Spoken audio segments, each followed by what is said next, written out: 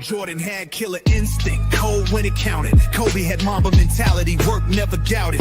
Curry changed the range, made the court expand. Russell stacked winning like rings in his hand. LeBron brought versatility, nobody ever seen. Point guard, score, defender, chessboard king. Stats can show buckets, awards can show praise. But legacy explains why they shifted the game. This ain't just narrative, this ain't fan emotion. We building criteria, putting truth in motion. What made you different? What made you last? What part of your greatness lies beyond the stats? If we only count numbers, something gets missed. The identity, the impact, the historical twist. GOAT James Kingdom, we taking it higher. Greatness got a third pillar, legacy definer. What gets lost when the box score close? What still speaks when the trophies don't? The numbers tell what happened that night, but legacy tells who changed the light. Stats tell the numbers, awards tell the climb, but legacy tell what survives through time. One trait, one mark, one thing they remember. That's what we call the legacy definer. Production plus achievement, legacy makes greatness. GOAT James Kingdom here to separate the fake from the sacred. Who changed the game? Who left the fire? Sunday show, we judge the legacy definer. Brothers and sisters, welcome to the GOAT James Kingdom Show with B. Lee and Ajani, where we rebuke Zastes and may the basketball gods have mercy on your souls. Peace and blessings, y'all. Peace and blessings. Welcome to another GOAT James Kingdom Show with B. Lee and A. Johnny, where we go live every Sunday noon right here on the GOAT James Kingdom platform. Also going live on other platforms like FYF Sports Debate, Al and Pal Show, Real Takes Over Fake Debates channel as well. Shout out to all of those who support us on those platforms, and obviously going live on our Facebook group. So shout out to everybody who supports us on Facebook. As you guys know, we are GOAT James Kingdom, not only the best place to talk basketball, but also the best place to watch basketball. And every Sunday we come live and direct with a new topic. So today we came up with something brand new for all of you Zesties and all of you true basketball fans to help us talk more basketball, which we will be calling a legacy definer. This is what today's show is about, man. So shout out to everybody who's here again to support us on a great Sunday afternoon. Y'all know who I am, A. Johnny the Exposer. I got B. Lee in the building. What's good, Brandon? Hey, what's good, everybody? All right, we got King John in the building. What up, King John? What's good? What's good? I couldn't find his Knicks hat. I just found it too. You just found it? You just out of nowhere? It just found it. You was hoping to lose it. You was like, it's like a curse. It's like the Chucky doll. You throw the Chucky doll away. Somehow the Chucky doll end up back in the child's room. I didn't know where I placed it because I always sit it down once I get off here, and I normally sit it right where I'm at, but I must have set it somewhere else, and I literally just found it. So hey. I'm living by the bet, so. Peace, yeah, man. Shout out to all the GJK members, too. We see y'all in the building, man. Peace and blessings to y'all, man. Shout out to y'all for showing up, man, like usual on a Sunday afternoon. Y'all make sure to comment and share the live hype, any GJK content as well. Shout out to all y'all, man. It's always great seeing y'all. Happy Sunday, man. We here to have some fun. So this week, I took kind of control of the show, John. I took control of the show, right? What I did was I sent Brandon a ChatGPT conversation that I had with ChatGPT, right? Because, you know, Brandon loves talking to ChatGPT. That's Brandon's best friend, ChatGPT, right? Yeah, that's Brandon's buddy right there, right? So yeah, that's Brandon's buddy. That's Brandon's buddy right there. So I sent him this thing because go ahead. He ain't lost the debate either to it either. He's still undefeated. By now, it's probably like 666 and it's undefeated. He's probably still undefeated. But I sent them this conversation that I had because, you know, we did the top 100 greatest players of all time, and we came out with an elaborate criteria, right? But that criteria was still predicated on a player's stats and their accolades. It was based off of the raw numbers, the raw data, and there's always this extra element to a player or to basketball that we want to have as basketball fans, which we normally call as the subjective factor, right? And obviously, Brandon and I try our best to stay away from that, but we know we can still be subjective. We all have our own takes, which is fine. But we made a criteria that was really off the raw data, raw numbers, and presented it to the people. But there is an element of the game that doesn't really revolve around the numbers. And we talk about it all the time. Some people call it intangibles, right? But there's other aspects of it. So when we talk about like a legacy definer, as an example, A legacy definer is something that the stats are not going to really tell us about. The accolades are really not going to tell us about, but it is a part of a player's legacy, like Jordan's killer instinct, right? That is a part of Jordan's legacy. That goes beyond the stats. Kobe's Mamba mentality goes beyond the stats. You understand what I'm trying to say? That's why they hate, especially, Kobe fans. They don't care about stats because Kobe's legacy is that he's a killer. He has the Mamba mentality. Nobody has it. That makes him number 2 behind Michael Jordan. And you have other aspects too, like LeBron, his longevity and his versatility, right? Joker being what's called a point center, creating a new position. All of these things are what we call like legacy definers. Things like Bill Russell's defense and championship winning, Wilt Chamberlain's dominance, Kareem Abdul-Jabbar's longevity and also skill, right? Being very skilled and multifaceted. All of these things are part of their legacy that's outside of accolades and achievements. So I had sent Brandon this conversation that I was having with my chat GPT about what a legacy definer should be or should not be.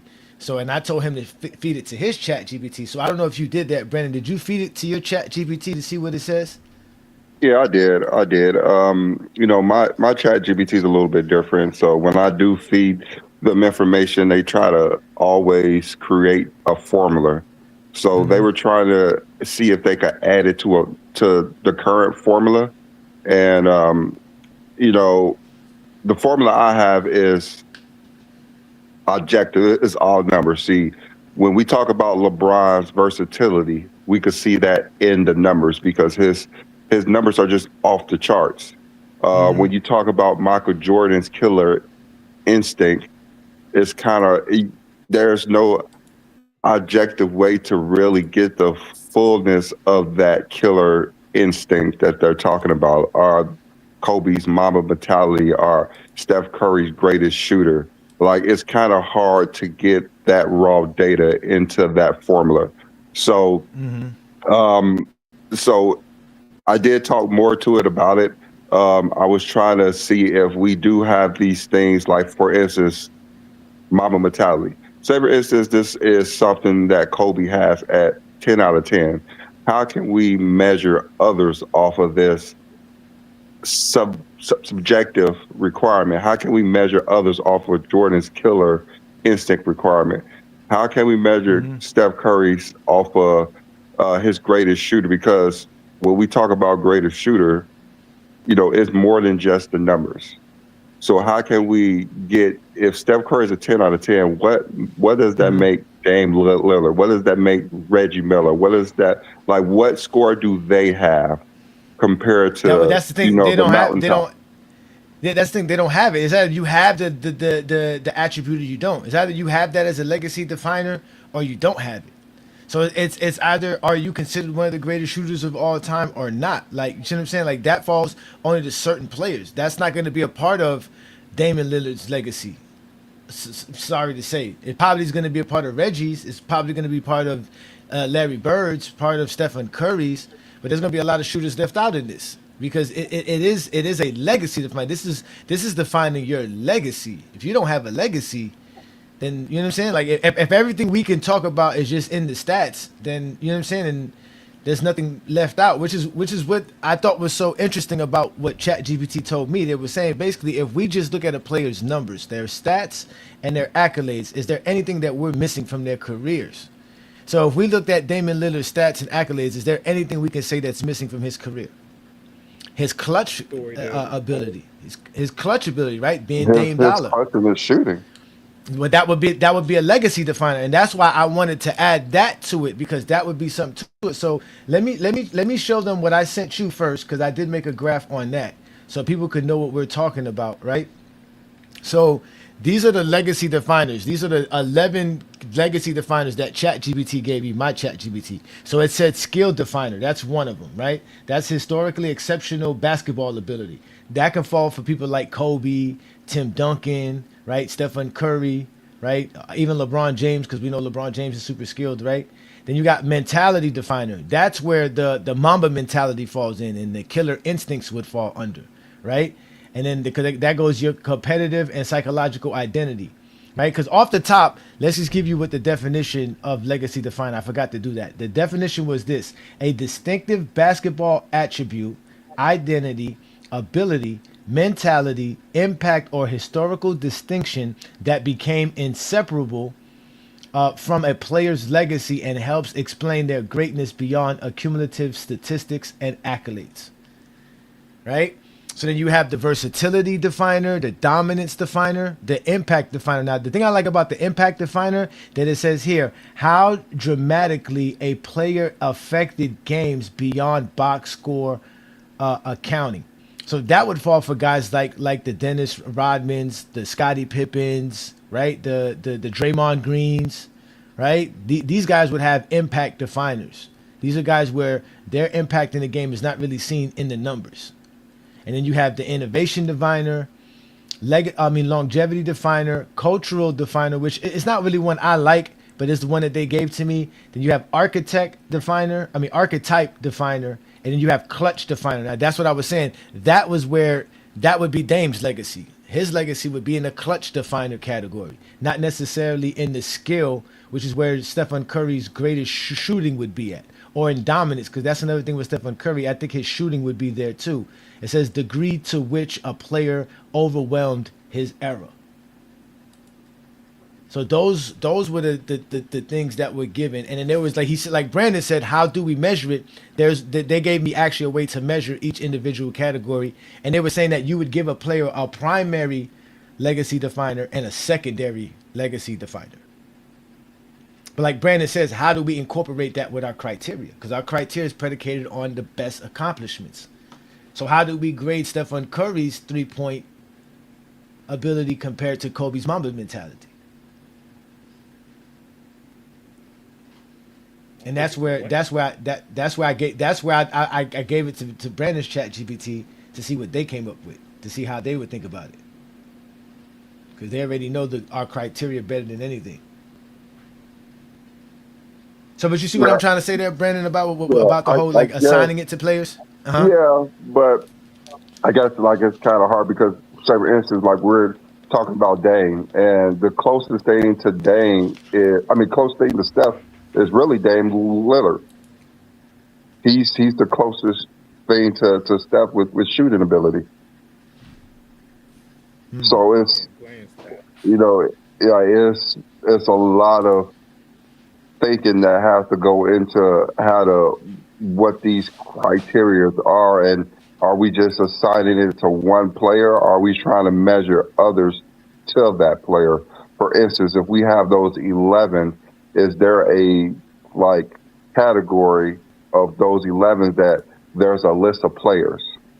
For instance, killer instinct, is that just Jordan, or is there a list of players that we could measure up to that? Like Kobe would be number 2 in most people's mind.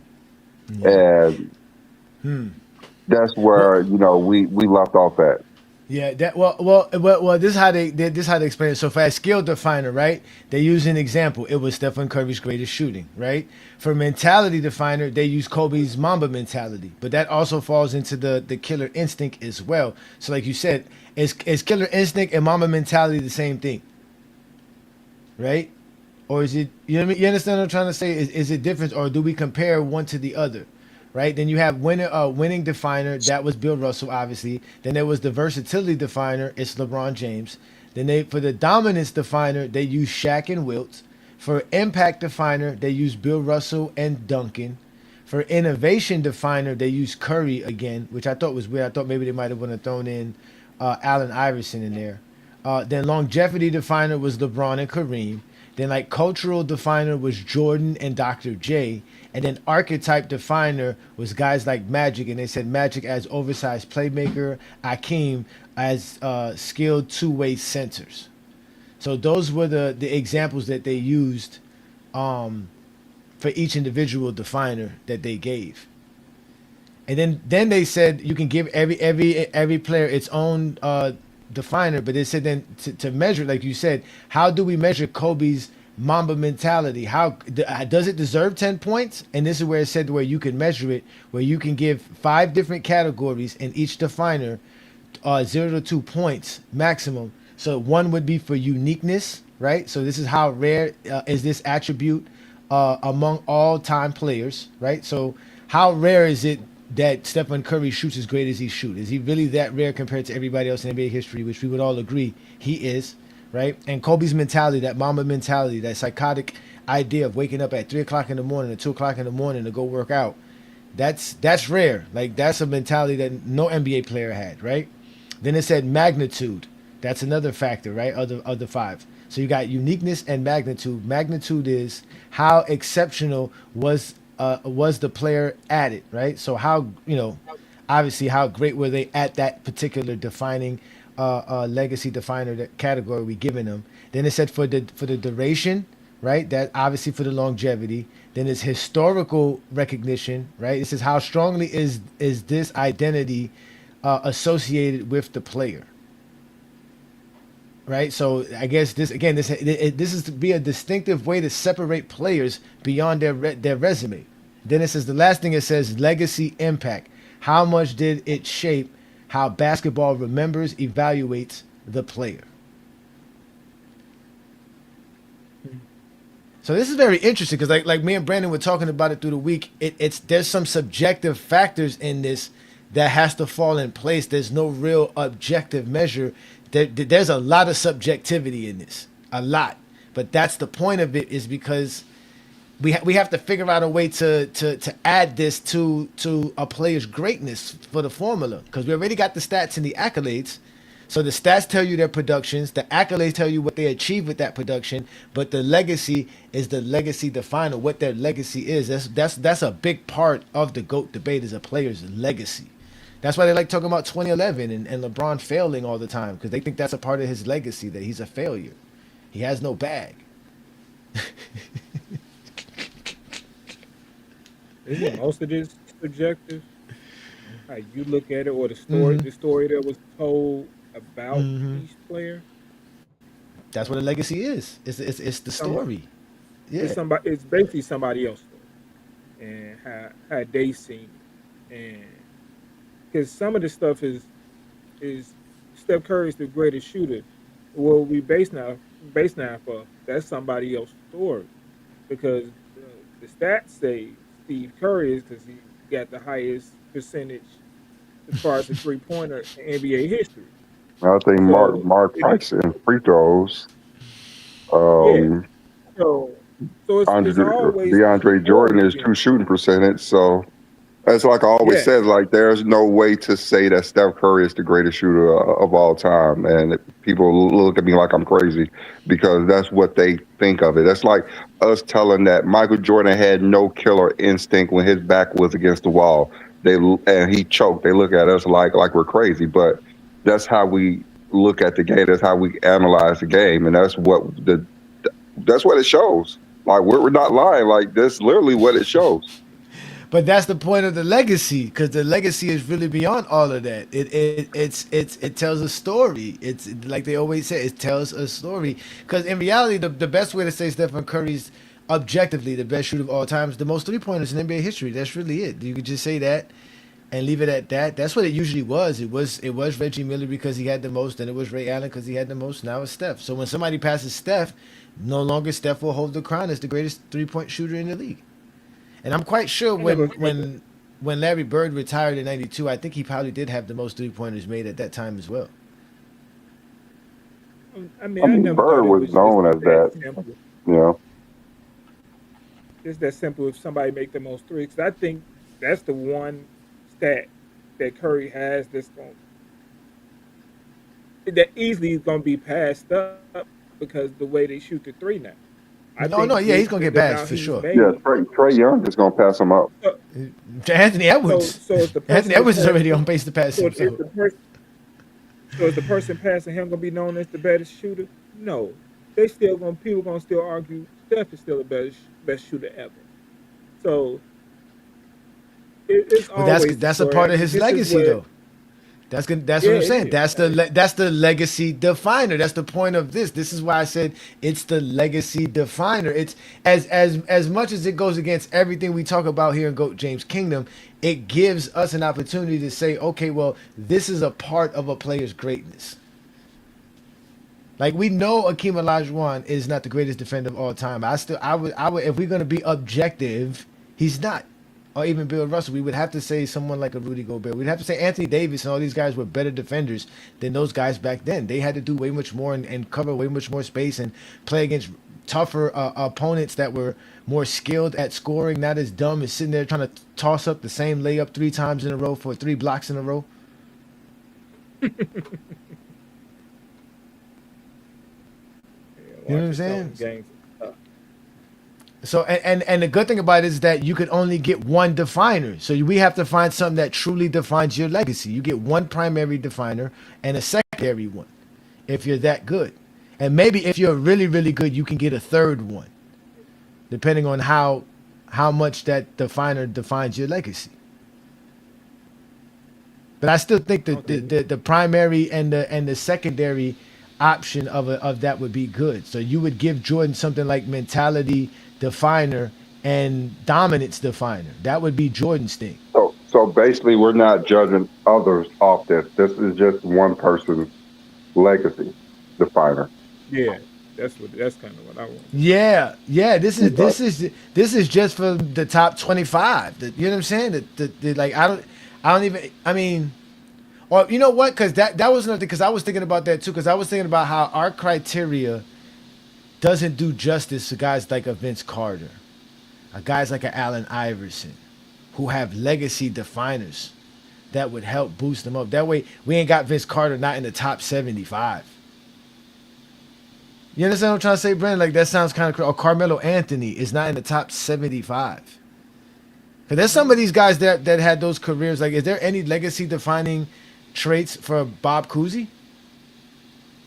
I mean, like my 2 favorite players is Penny and Vince, and they're not top 75 players. So I understand the game enough to actually know that. And there's no way to put them in the top 75 players, greatest players of all time. You don't think Vince Carter is a greater basketball player than Dolph Shaves? I mean, I don't know if was Dolph Shades in our top 75. I think he did. This the part. Did you add those? Because not in this past 100 list. I don't. No, I think he was on the list too. Because I think you mentioned. I don't know. Because I think the qualification was.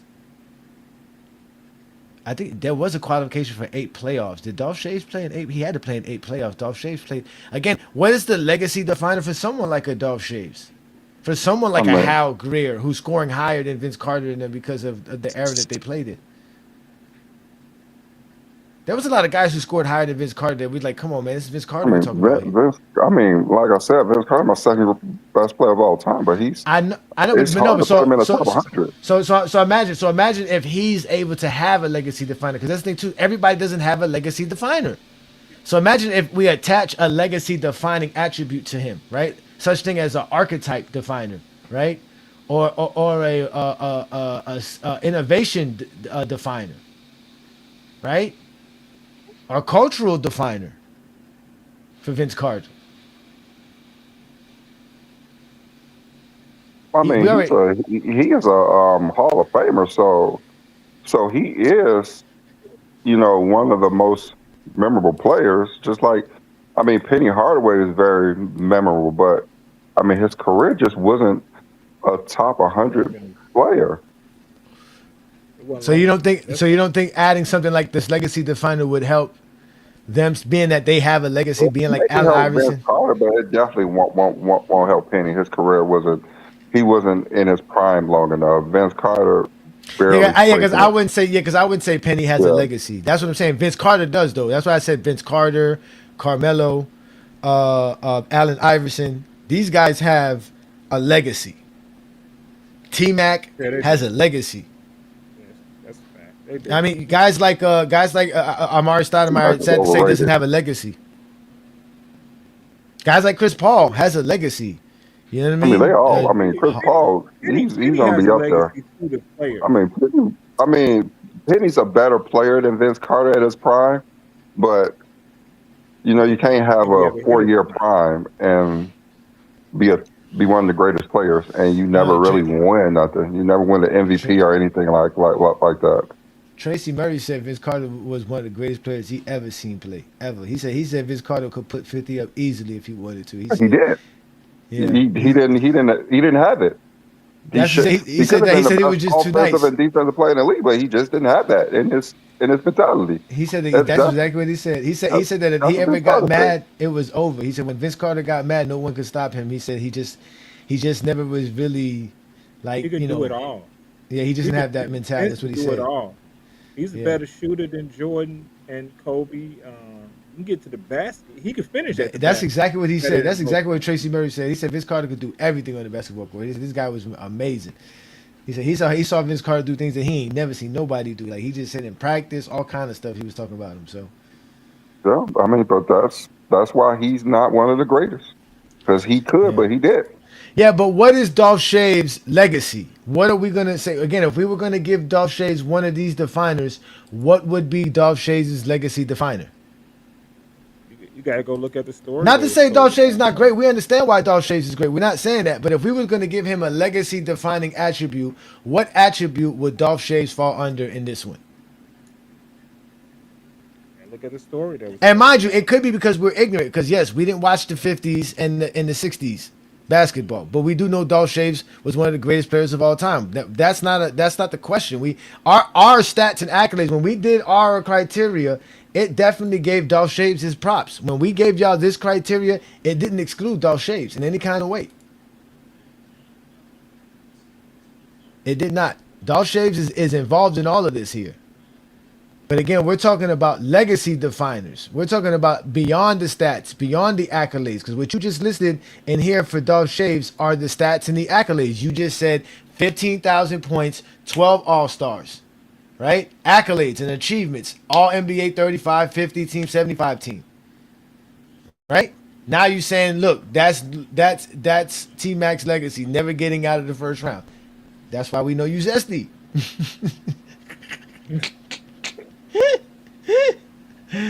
None of this is to talk about anybody in a negative sense. Because if that's the case, Jordan's legacy is never winning without Scottie Pippen. I mean, You know what I'm saying? is a part of your legacy too, though. That's right. Like the stream, share the stream, man. Welcome to GOAT James Kingdom, man. Stop hating on GOAT Yeah, James Kingdom. Dolph And Shaves appreciate it. finished number 78. So he was 78th all time. Okay. Still made the top 100. Tracy McGrady finished number 86. See what I'm saying? Tracy Grady's legacy definer could boost him ahead of Dolph Shaves. I mean, they think about Tracy McGrady greater than he actually was, but he was decent. He wasn't someone that I would say is a top 50 player of all time. His I hear career that. just wasn't that. I hear that, but I don't think adding a legacy definer category would boost him up to the top 50. But you understand what I'm trying to say? How it would just I'm boost him just up. saying, Though? like I You see what I'm don't think he's that great of a player to me. I think he don't have a moment in the Yeah, playoffs there's can't have nothing him. about He there's can't have nothing him in the about playoffs. Tracy McGrady that I'll be like, yeah, he would dominate. It's the playoffs. That's his downfall. It's more than He just don't the have one playoffs. playoff. He don't have I mean, one he's- playoff run because all these players, and we talk about their legacy, we talking about them in the moments that matter. Tracy cannot carry a team. Tracy McGrady cannot carry a team. Oh man, why y'all doing He cannot. Tracy legacy, man? Why y'all doing I mean, he Tracy could not legacy? carry a team. That's why when everyone was saying if you put him in like replace of Kobe, he would do this and do that. And I told everybody like Tracy McGrady would want to leave. He's not that type of player. I think if you replace him with Kobe, they win the championship. I think he could be a secondary player, and he wouldn't have to carry the team because Shaq. He wouldn't want to be a secondary player. That's what I'm saying. He wouldn't want He to. wouldn't have with Shaq, prime Shaq. I don't care who you is. And he would want to leave. Secondary player. He would want to leave. Even like now, he's saying that he wish he would have stayed on like the Raptors with Vince Carter. They would have did this and did that. But then again, he didn't want to be behind someone that he thought was that superior to him. Yeah, that was the problem. That was the problem. He's not that type of player that I would want to lead my team, and we saw him leading teams. He's not that type of player. That's nothing about Tracy McGrady that I would say that this is one of the best players of all time. I'm Yeah, Tracy surprised he's McGrady top now. 100, but he did have a lot of all NBA teams, all Tra- second and third teams. So I guess that puts him up there. And he was a good all around player, but he's not someone that I would say can carry a team anywhere.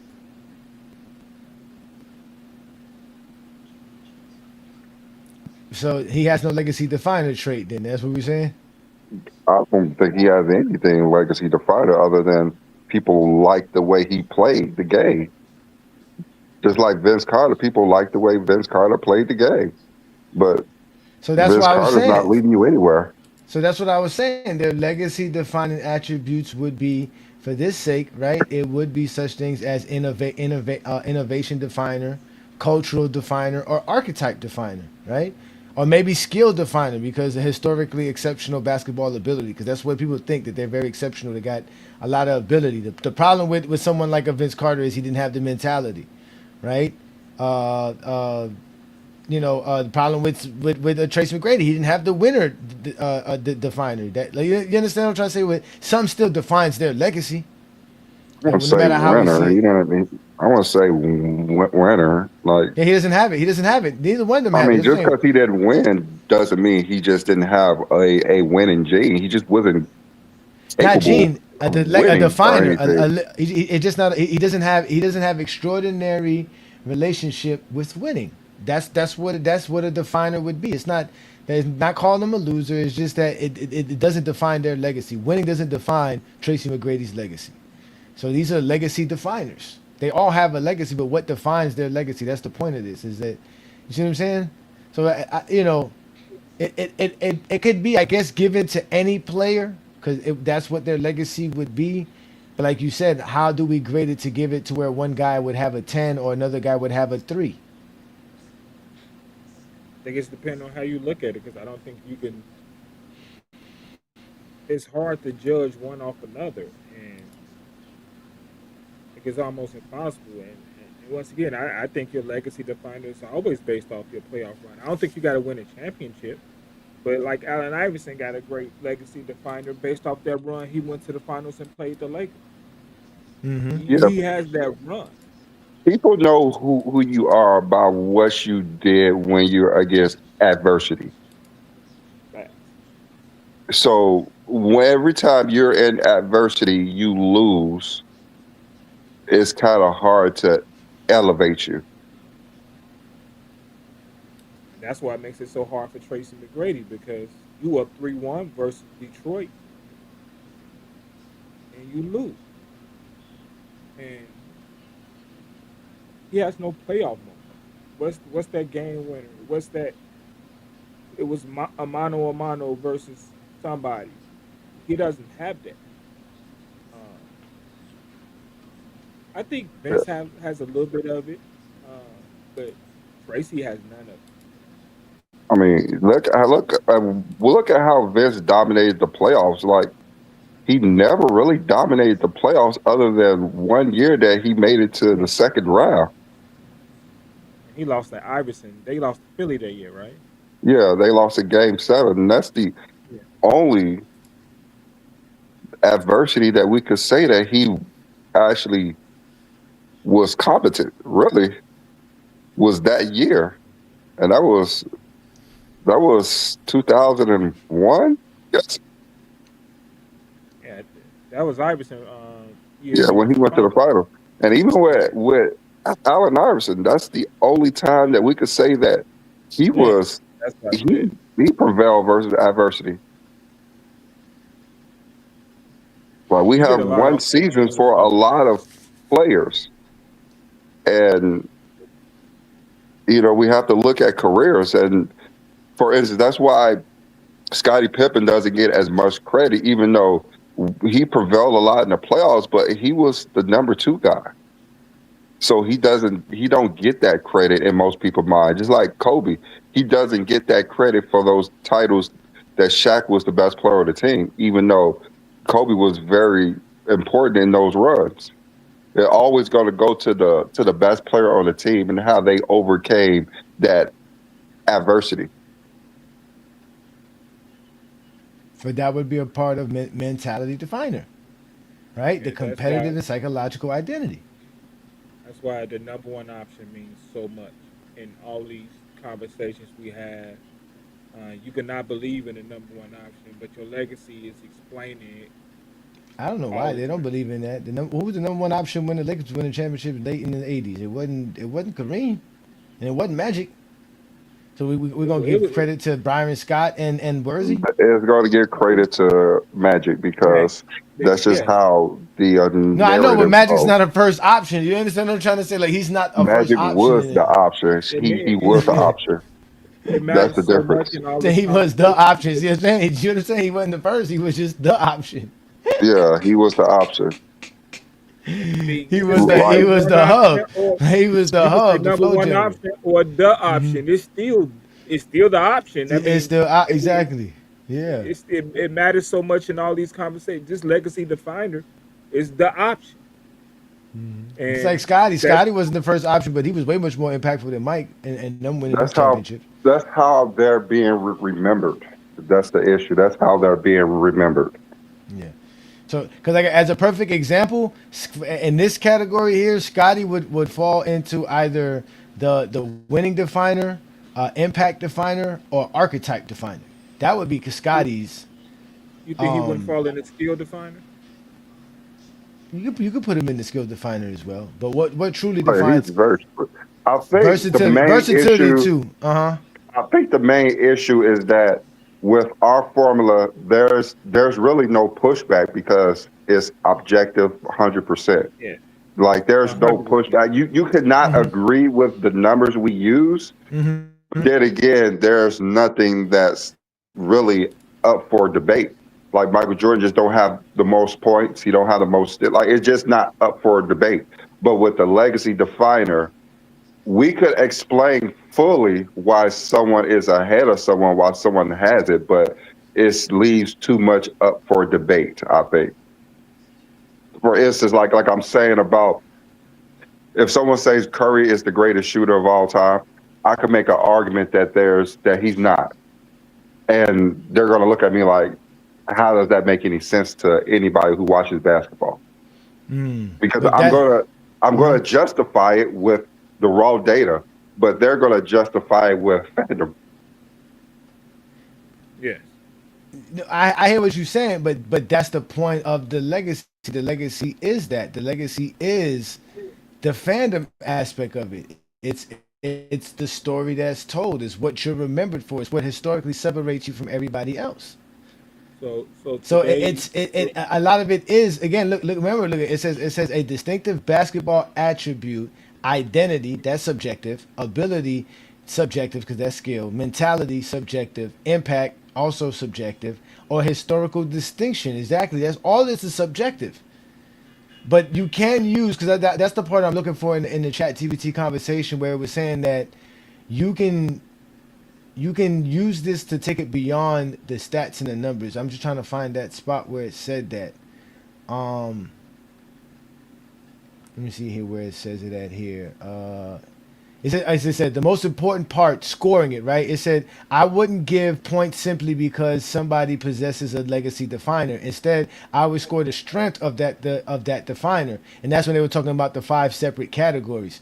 Then it says here, so instead of you saying Jordan gets 10 because of Killer Instinct, you'd have to demonstrate why Killer Instinct deserves its rating. So we would have to explain why Jordan deserves a 10 in these categories. And then, so even if we wanted to grade everybody from the same thing, we still have to display I mean, why they are that. But I'm looking for the part where they says yeah. that, like where they said we can use stats as well, because that's the part I'm looking for. Because they were saying that it's not all the way subjective because it can still fall behind stats. hmm Let me see Yeah, here. I think today's we could justify it with stats, but for instance, Jordan Killer Instinct, that's easy. In the '90s, he was 6-0.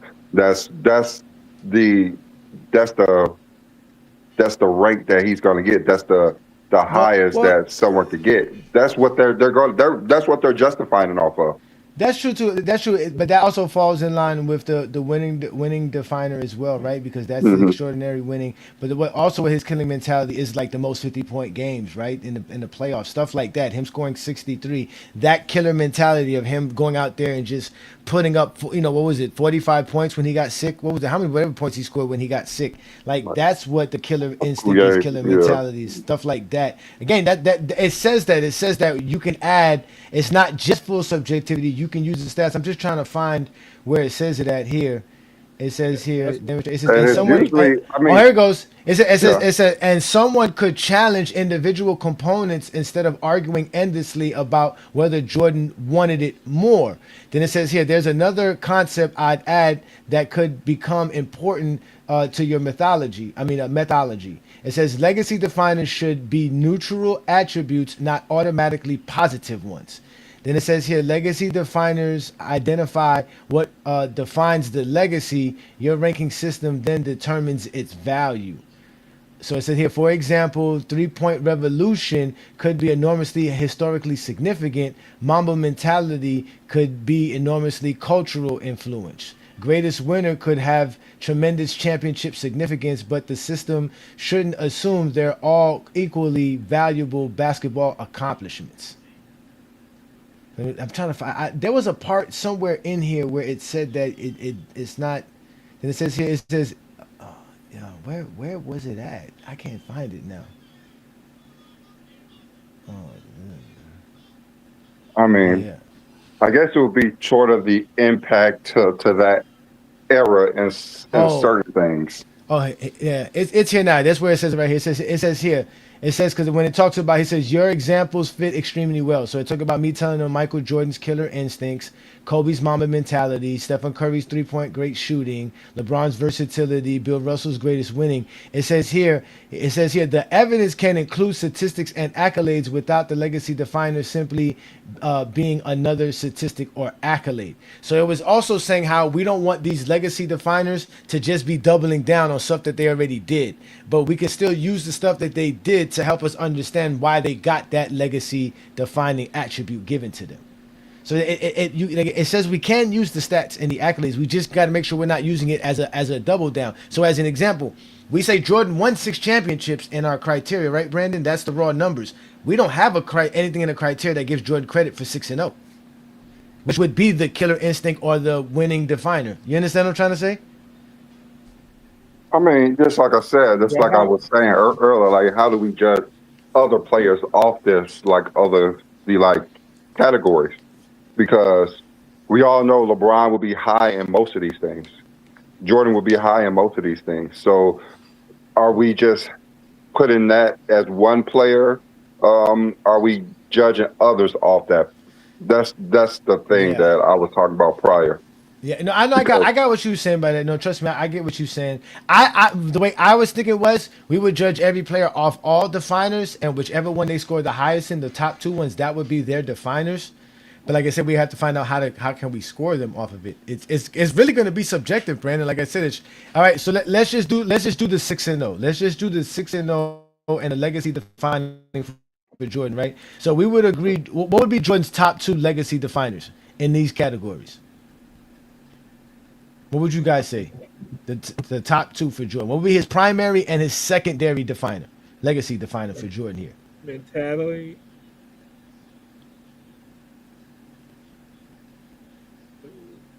We all I agree mean, mentality would it be there. has mentality, winning, dominance, and impact, cultural, clutch. So Jordan has so many that he should be in the Well, top 3 he in. doesn't But have which impact. He doesn't have impact. Remember, impact is what's it called? Remember what impact says is how they change a game beyond the box score. How does Jordan change the game beyond the box score? He's not impactful in that way. Jordan's impact is Jordan is? within the box score. The It's way within the his game stats. I'm saying, what do you mean by that? He has That one of the greatest impacts ever in sports no, history. no, yeah, that because of his box score. This one says how dramatically a player affected games beyond box score counting. So if we take away Jordan's 30 points per game and all of that stuff, what else was Jordan doing? How is way he? he Is played. that, like I said, this would fall for guys like the Draymond Greens, guys like that, the Drew Holidays. For Jordan's presence where they play on the with the court wings. is impactful. His presence on the They court is went impactful. they But went it's away not. Like from the But it's big. not talking about presence. His presence doesn't affect the game. his He presence started playing does point affect the guard. game. His versatility affects the game. His two-way affects the game. But that would be dominance. That's why you would say dominance would be I'm the. just You're saying, talking like about. all of that is Nah, I think okay. Jordan Okay, has mentality tell and me the dominance. players who you think are impactful. You said Draymond Green. Who else? Guys like Draymond Green, Scottie Pippen, um,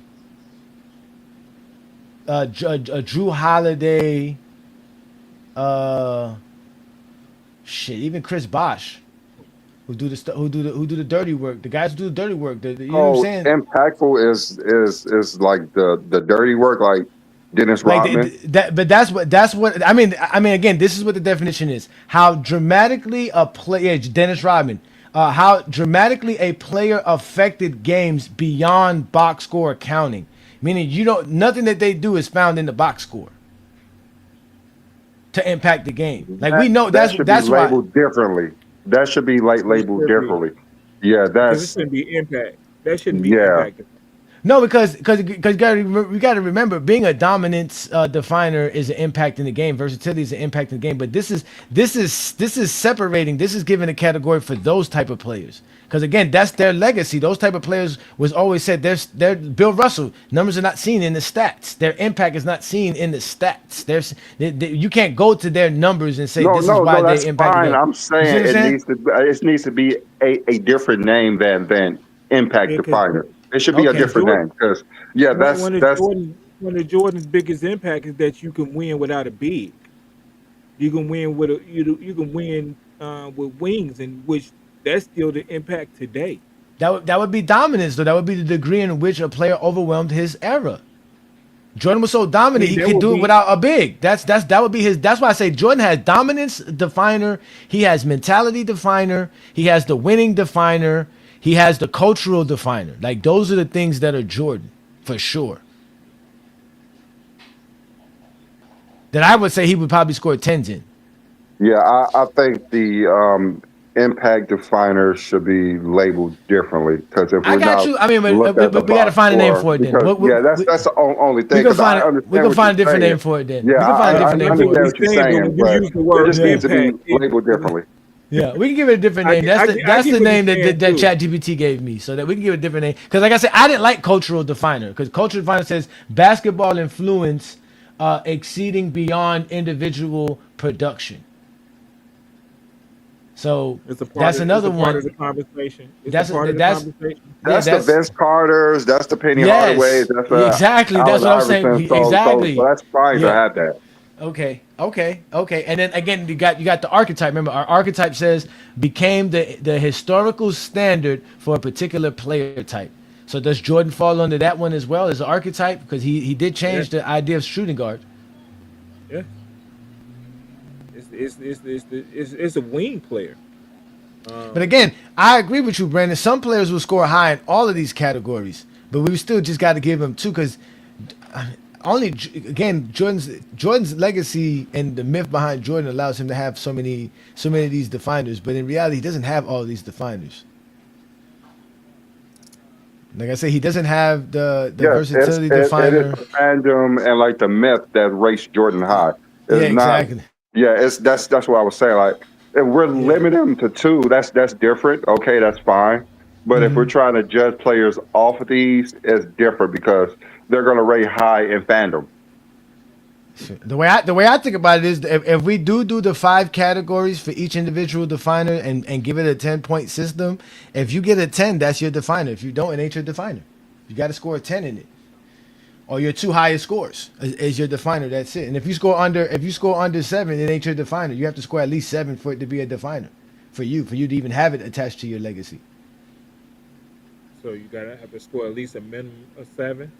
For it to be a definer on your if you don't score a 7, it's not a definer. I get your point. I definitely get it. Because at the end of the day, we comfortable with the stats and the accolades. This is just giving us an extra element, an extra what they call it, a pillar, a third pillar, because again, my criteria was three things. It was two things: stats and accolades, and winning. But now I can make it stats, because winning and accolades are the same thing, achievements. Now I can make it stats, winning and accolades, and also your legacy. And obviously with us, we would have to figure out how to add it to this. I would say take away longevity and just add it to and just take it there and put it there and put it as a part of that legacy definers.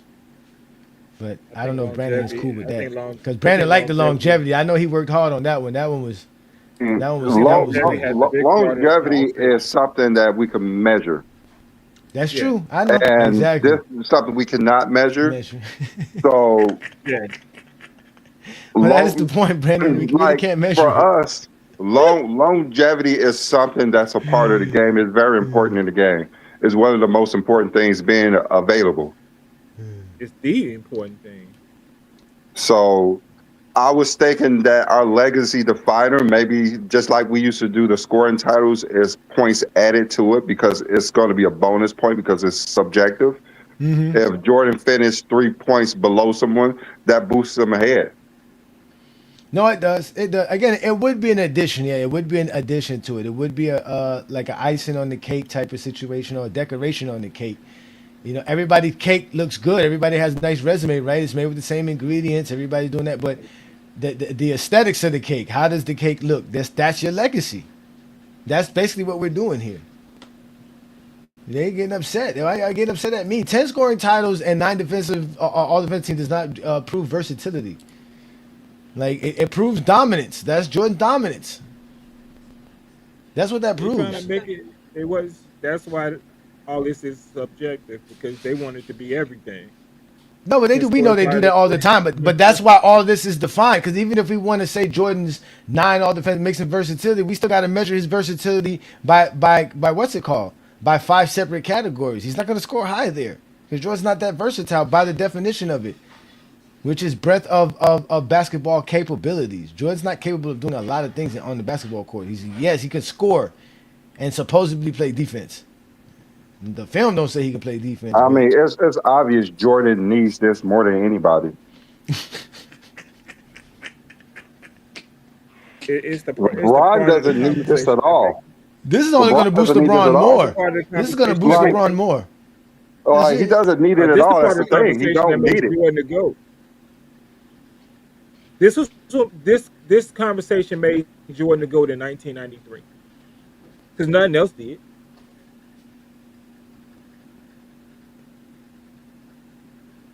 So obviously these are good topics. Good categories, because this will help. What Brandon said is right. This will help Jordan more than anything.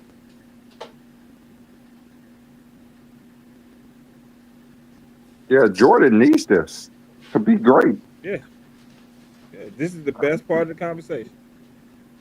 Like, the Jordan fans argue that Jordan is number one in all of these, even the greatest shooter, because he never misses. Yeah. Like, if you had to be there, you had to be there. I mean, skill definer Jordan get 10. Mentality definer Jordan get 10. They literally think he was a better ball handler and passer than LeBron James. Come on now, they're delusional. They think he's the greatest college player of all time. They're very delusional. Oh, but there's one they won't give him a 10 on. Longevity definer.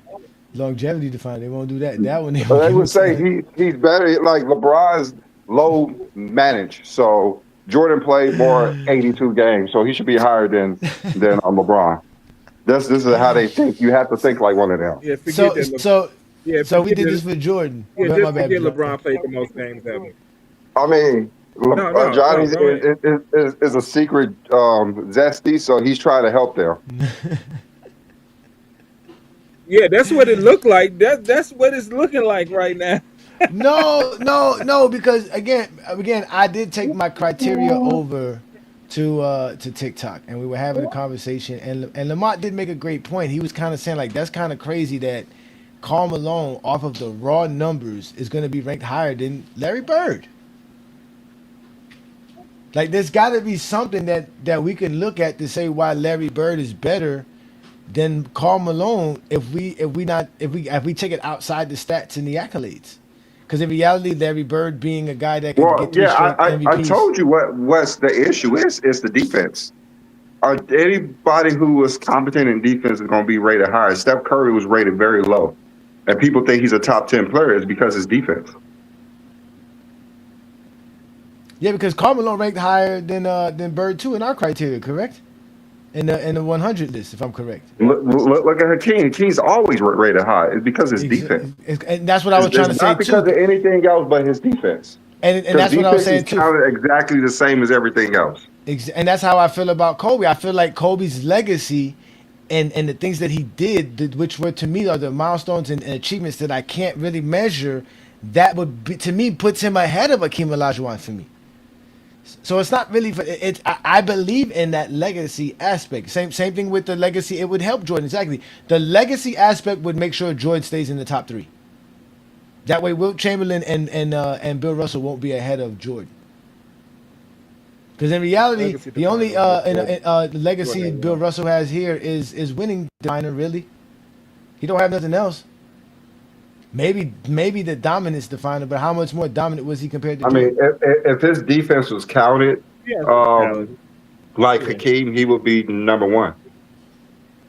Well, obviously, with our criteria, his defense is counted. That's the point of the stats and the accolades. Because his steals and blocks are not counted. A lot of the advanced stats are not counted. Those are just not counted. That's why he's rated like number like 4 or 5 or whatever, or 6, I think it was. That's true too. If Hakeem is rated that high with 2 titles, with Bill Russell's will have better defensive stats, he would be number 1. LeBron would be number 2. It wouldn't be a question. Yeah, him and Wilt Chamberlain would definitely be 1 and 2 for sure. I was about to say Wilt Chamberlain probably be number 1. No, they both would be 1 and 2, whichever way they would fall 1 and 2 for sure. If we would count that. Yeah, they probably will fall because I think Hakeem's like number 7 or 8. And well, that's what I'm saying. That's where the dominance comes in. I mean, the legacy definers come in. It's the defense. I remember I was talking to you before. Like, I think defense should be counted as half, and you was like, no, it should be not counted as half. But that's the only way to actually. That's the only way to even it out. Be honest with you. I mean, it's already half here, right? You have 1, 2. You have 2 defensive categories and 2 offensive categories, so it's not really half. It's the advanced stats. They're 20%, yeah. I guess it's the advanced stats. It's 4 of them. It's the vast because the defense is included in the advanced stats, regular season and postseason. So defense makes up a good amount of what's in there. If we excluded defense, it'll be a whole different criteria. Jordan wouldn't be ranked that high neither because a lot of the stuff that Jordan's ranked high in is because of the defense. That too, but I think his offense is rated high enough that it won't be a problem if we use like the advanced stats that's like all around stats. Because Jordan do have a lot of all NBA teams, all NBA first teams. He's rated high in those MVP. So Jordan will. I don't know who will be ranked higher than him. Maybe Kareem may take a hit because of his defense. So Jordan will be second. Nah, I don't. Damn, that would be crazy. Because of blocks and steals, because blocks and rebounds. But would that really change? Would that really change anything for guys like Karl Malone? Would that really change anything for guys like Karl Malone? Okay. Karl Malone has a lot. He has Stockton. Stockton has a lot of steals.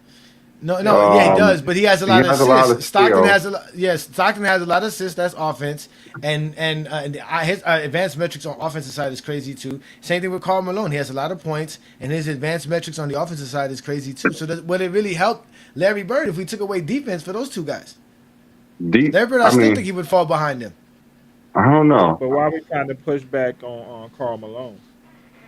Because he's the one who never won a title, and he's above people who won. Not only that, but I'm saying, but do you think? Let's be honest, John. Do you think Akeem is better than Kobe, and do you think Malone's better than Bird? No, based off the story that was told. Okay, obviously we know what the raw numbers and data they are. That's the point we know. I don't think Hakeem's a top 10 player.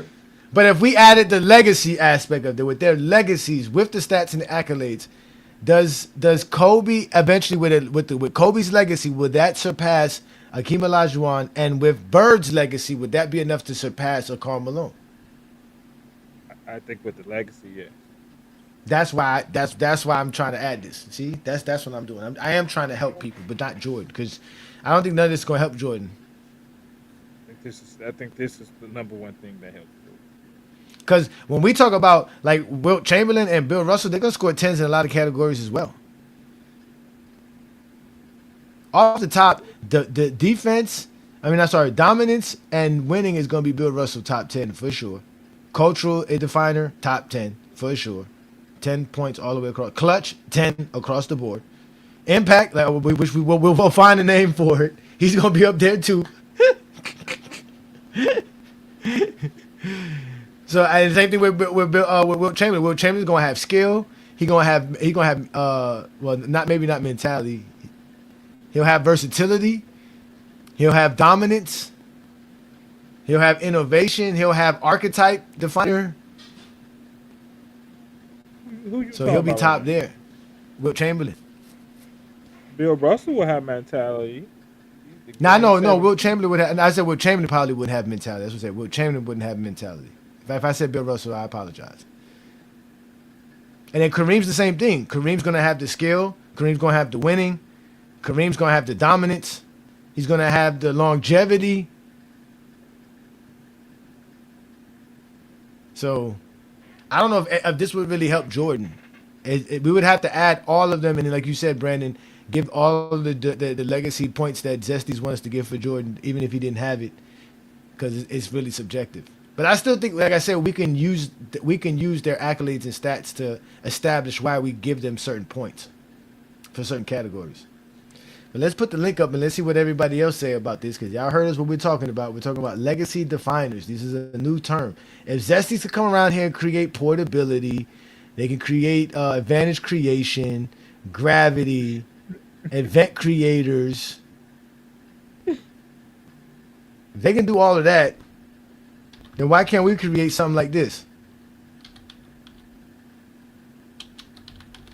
Huh? This is not an outlandish idea. I don't think so. But of course, coming from me, it's always going to be considered outlandish because Johnny came up with it. Somebody has to call it outlandish because I can't ever be considered somebody who's just a basketball fan talking basketball.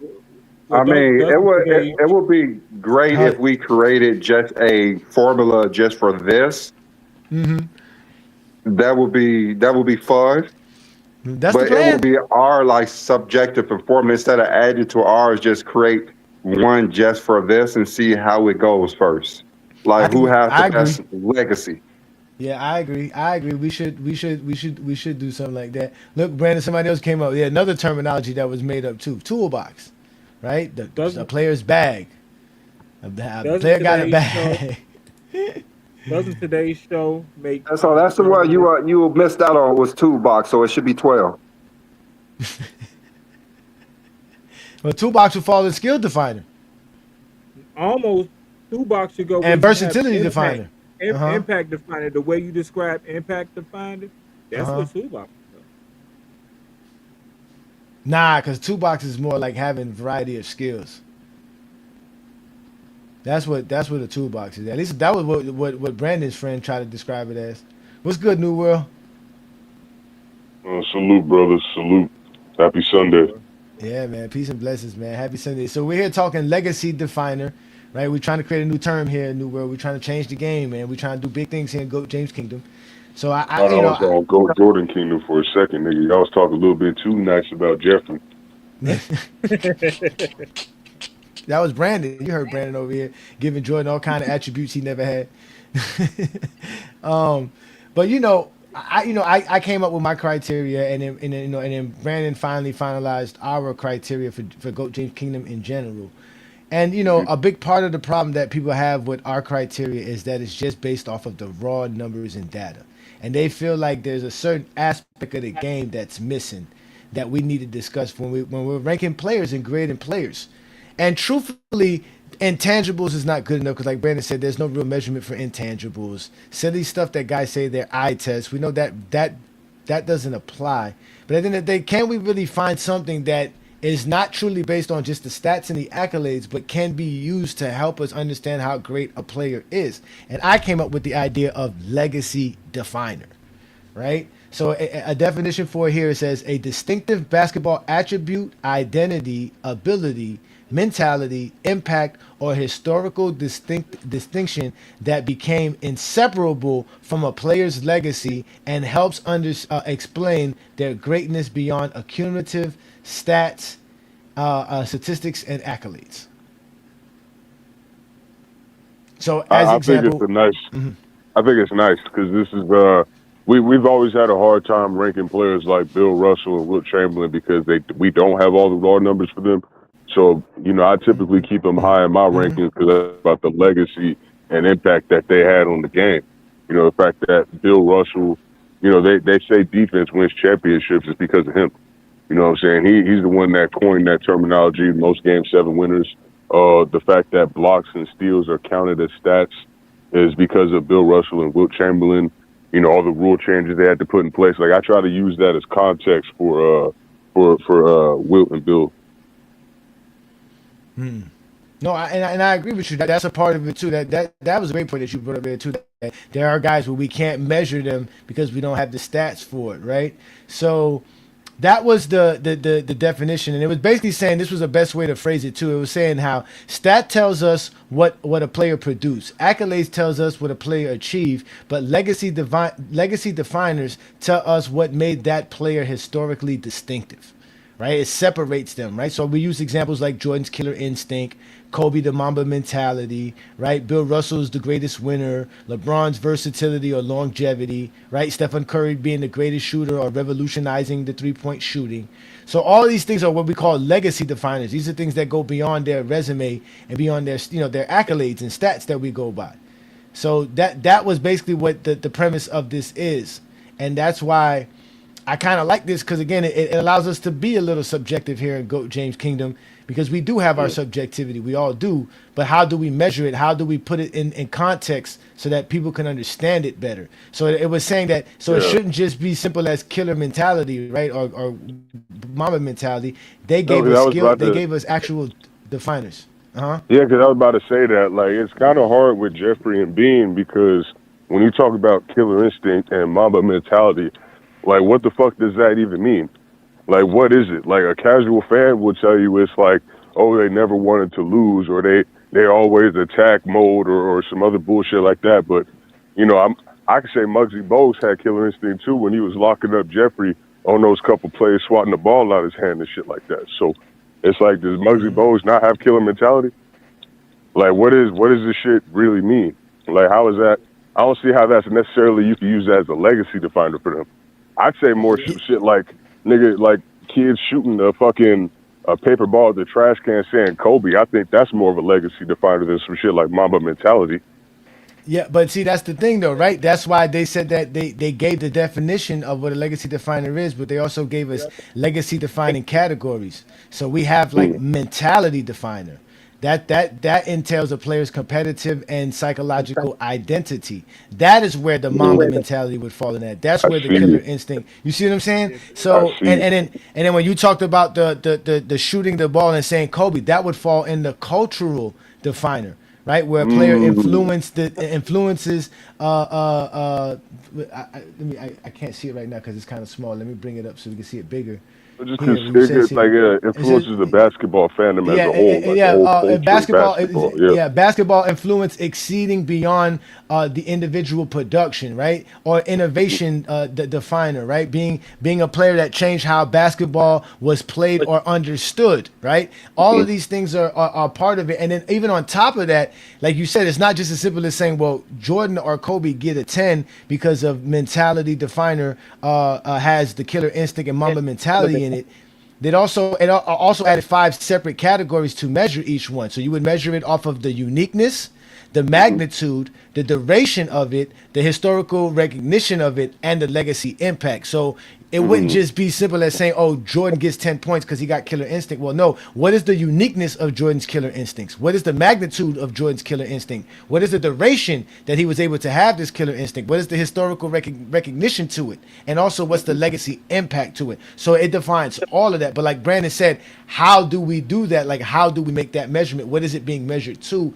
It's really nothing to measure it to. It's just how we feel.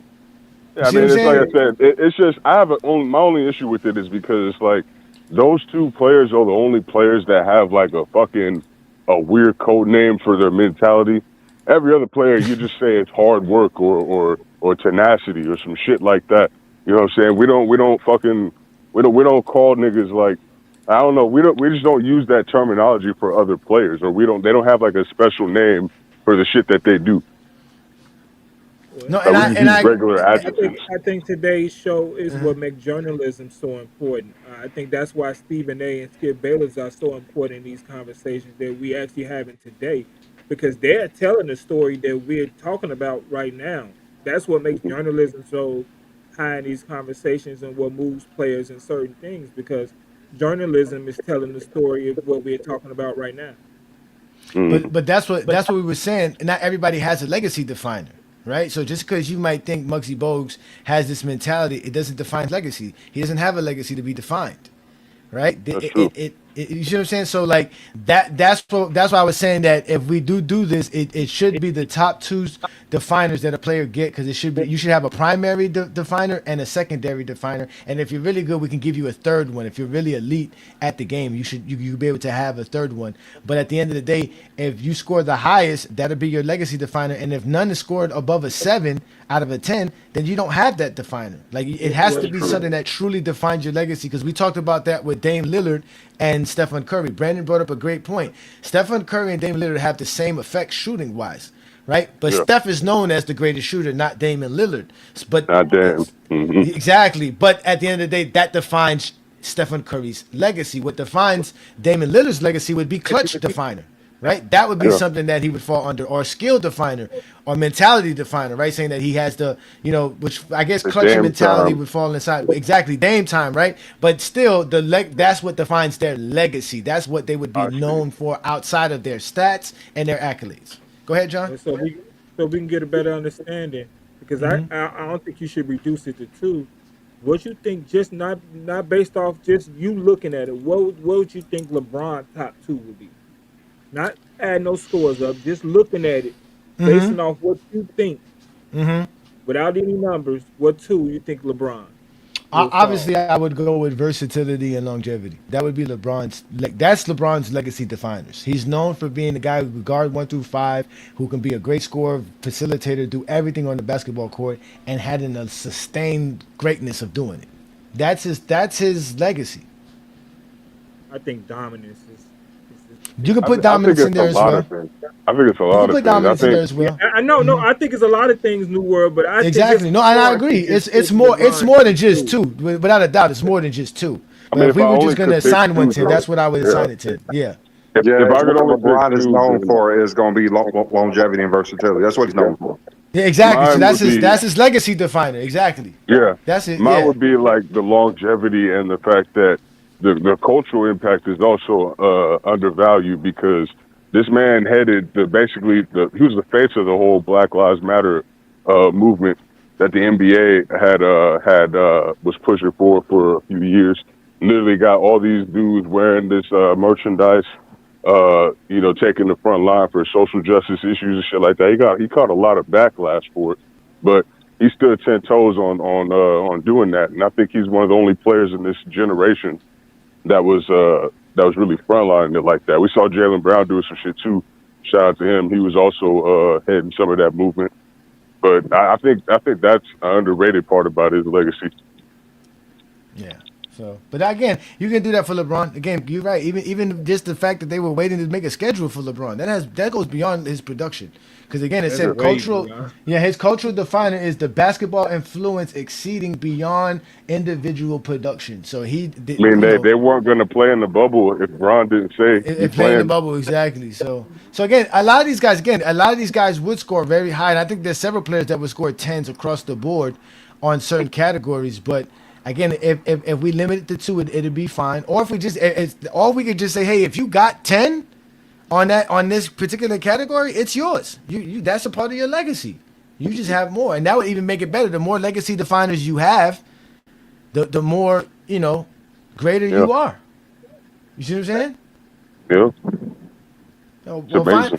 financial impact would fall around innovation or cultural impact or cultural definer. But we have to find, this is one that we were having trouble with here, New World. It was called impact definer. Now, impact definer is basically how dramatically a player affects a game beyond their box score accounting.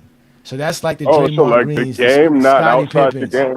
Okay, so Yeah, I exactly. was The Bruce okay. Bowens, you know what I'm saying? The Bruce Yeah, Bowens and guys yeah. like that. You see what I'm saying? Those I type mean, of players. even The Derek LeBron James don't Fishers. own this category too, because you see LeBron's on and off numbers, nigga, when he's on the court versus when he's off the court. I think LeBron takes his number 10 in that category too.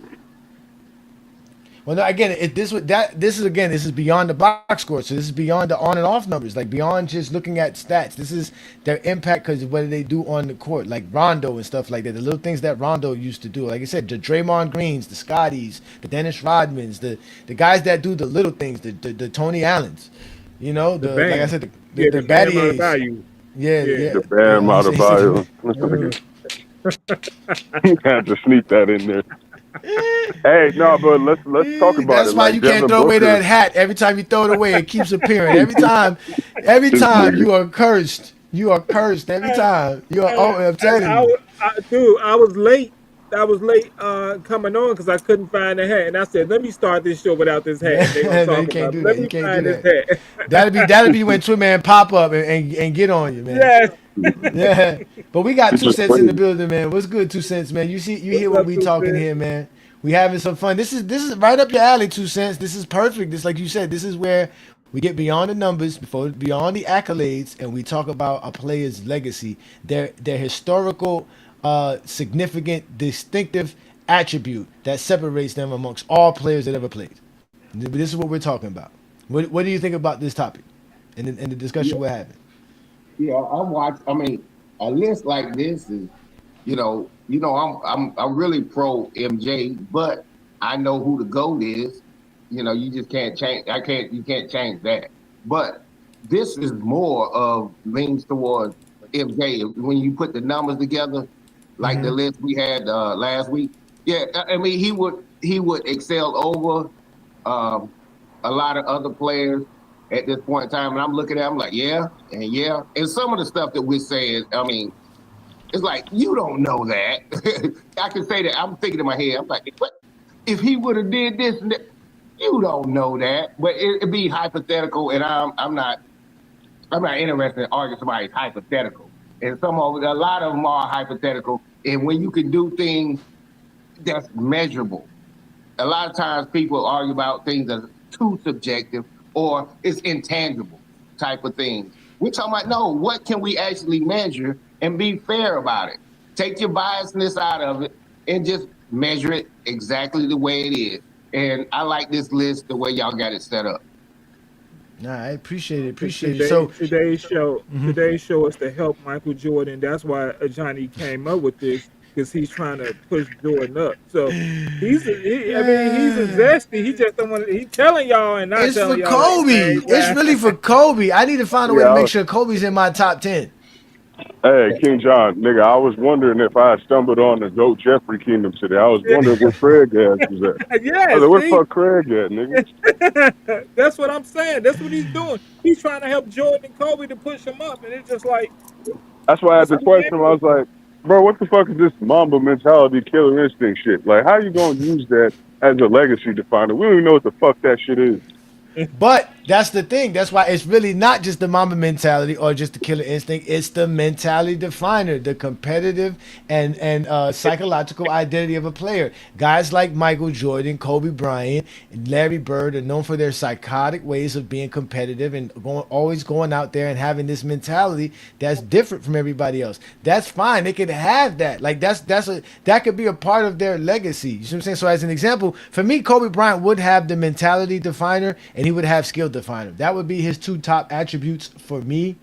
Then I guess after that you can put in his cultural definer and the longevity. cultural impact. Yeah, I mean, But he would have some longevity. It's not as good as LeBron, but it would be there. that'd still be pretty good. I mean, I think the only nigga who hasn't in cultural shit is probably like, nah, I can't even say Allen Iverson. It's probably only Jeffrey because of the fucking shoes, bro. Like niggas go crazy over that shoes. Nigga, them Jordan fans. Innovation. Like I said, yeah. Kobe would have skill, mentality, innovation, longevity, and cultural. That would be the things that I think Kobe would score the highest in. Yeah, he would have cultural today just because the nigga died, bro. If he was still alive, I don't think he would be the same impact. Now, Kobe's always been a part of the culture, though. Kobe's always been a part of the culture. He's always, I'm talking about Kobe's always been a part of the culture. He wouldn't have a 10 in culture. I think it took him over LeBron. Nah, Kobe's always been a part of the culture. Whether he was loved or hated, Kobe's always been a part of the culture. He's always been a part of the culture. He's always been a part of the culture, but it don't change the fact that he was also one of the most hated athletes ever, nigga, before he died. Like, I know that's a part of the culture. People hate 50 Cent, but he's a part of the culture. Oh, yeah, before he died, it changed. It changed before he died. People love Kobe. No, bro. I want to say that they started appreciating him more. But even then, B-Lee, like I said, I'm a Lakers fan, man. I didn't see very many people who were diehard Lakers have Kobe higher than ranked 7th on their fucking top 10. Adrian said, I told you it would help Kobe. He said, I saw it from the beginning. He said, as soon as he saw it, hey, Johnny's trying to help Kobe. Yeah, man, because every time we do a list, man, Kobe not top 10, man. That make no sense. We had Kevin Garnett in front of Kobe. No, that's crazy. He said, two cents say, no, that's crazy. That is a little having Kevin Garnett over Kobe. That's crazy as fuck. So I would never do that. Hey, Two Cent whispered that one. He can hold that one in. Two Cent said, "Oh, that's crazy. That's crazy. That's crazy." I ain't think y'all heard me, but no. See, Kobe spent the rest of his career trying to clean up his name. When he did got that essay allegation, that kind of it's like they kind of shied away from it, and he still was doing his thing. And then they were like, man, this guy is it. So Kobe had a good 5 to 10 year run that he was culturally relevant. MJ, he did something totally different than none of these guys. He had grown men, children. Oh, he had everybody. It was Michael Jordan this, Michael Jordan that. He became up there with Michael Jackson, Santa Claus, and Coca-Cola. He was that big. Mike Tyson, those people like that. That's why I said the culture impact would have to go to Jeffrey because they really just blazing the fuck out this man, bro. Jordan would definitely get that. Again, Jordan would have Jordan would have mentality. No, Jordan would have mentality, winning, dominance, cultural, and archetype. That's what he would have. And innovation. Everything but longevity, I guess, according to his fans. No, I don't think Jordan's going to score over 7 in skill. I don't think he's going to score over. According to his fans. I don't care about his fans. We talk about real basketball fans. He wouldn't score over 7 in versatility. It's FanDuel. Well, that's the thing is most of his fans, it's a distinctive basketball attribute that identifies ability, mentality, impact, and historical distinctive that became inseparable from legacy. Zesties have nothing of the sort. Find all of these as down. Zesties have nothing of the sort. And Jordan would get everyone, but Johnny, you already know. If you talk to NBA players. Even NBA players ain't gonna fucking tell you the truth about you. Every time. They'll take Gilbert Arenas, for example. I fuck with this nigga. But this nigga, when we were talking about some LeBron the GOAT, then we talking about some Jeffrey the GOAT. This nigga want to bring up Kobe in the conversation. I'm like, all right, but I know you can't tell the truth, bro. Like, your fandom is making you say shit that you would never say. But that's a They're part of still the in that legacy. That's Kobe what I'm number 2. saying. That's the point of the legacy. Like, Now it allows us okay, to be a little bit we of a won't fan. say it, but the Jordan and Kobe fans will say differently. That's They what I'm will saying. say it, bro. Like that's what I'm Nah, saying. we Their don't care fandom about makes them them. irrational about that Brandon, shit. They need to come They'll up with never know the truth they about need the to come niggas, up with man. their shit on their own. They can't take our shit and run with it. They can't run with our shit. It's done us. Brandon, you know the Heat retired Jordan jersey, right? So, Yeah. That's they cultural glazing this definer. That's motherfucker, bro. cultural definer. It's starting to come out today. Do you want to change the name of the show, Johnny? No, Yeah, no. okay, John, if you retire Michael Jordan's number with a different team if you was the owner? No. No, Okay, then, fuck like I said, like most of the people who would look at this would disagree with what we were saying. The Jordan and Kobe fans would disagree. That's what I'm saying. Like and it's the way a lot we of will Kobe measure fans. is the opposite of what they would measure. That's all I'm saying. I know that, I but that's just- why we giving them the measurement. They don't get the measure. We know they can't measure. They can't count. Brandon, they can't But we're count. measuring it off of what they think. That's the Yes, issue. that's what No, we today's- measure that's off of why I what we said- think. This gives us an that's why I opportunity said to be subjective. Today's This is show for us. based off journalism. Wait, Brandon, you really think this this? impact on today's show? You really think the This is the Zesties? whole reason for it. I thought that's No. why you was doing it, because You of Jordan think- and Kobe. You think the Zesties need us to be zesty? They don't need us to be zesty. They're already zesty. This is for us. This is so that we can be a little subjective, so that we don't always have to be talking the numbers and stuff like that. We can say, hey, we've defined players' legacy, and we can look at them and say, man, Kobe don't got no winning definer. Oh, where he get that winning definer? I think we have to go off the fan, because if we're going off what we thinking, we still basing our thoughts based off the numbers. Yeah, of course we can do that. We said that we can use the numbers. Yeah, we can't just give Kobe defining winning for no reason. I thought we was pushing the numbers to the No, side. remember what it said. Let me show you. Remember what it said here. It said, oh no, wait, let me get it back again. It said, oh, there it goes. It says the evidence can include statistics and accolades without the legacy definer simply being another statistic and accolade. So it can't just be like how these guys were just throwing out 9 all defensive teams. So 9 all defensive team makes Jordan everything in every category. Nah, it don't work that way. Hey, happy birthday, rest in peace, Kobe. Today is birthday, y'all. Today Rest is in Kobe's peace, Kobe. birthday? I I forgot. didn't know that. See, look, I did this for Kobe. We Listen, said that a long time ago. You just the one who didn't want to take it. The only birthday that's recognizable is LeBron. To be honest with you, I watched a lot of basketball. He might have the most defined birthday because it was right at it's like New Year's or something crazy like that. So it's New easy to Year's remember. Eve. New Year's Eve. Here, Capricorn. You know, Capricorns are the best, number one in the world. So I get it.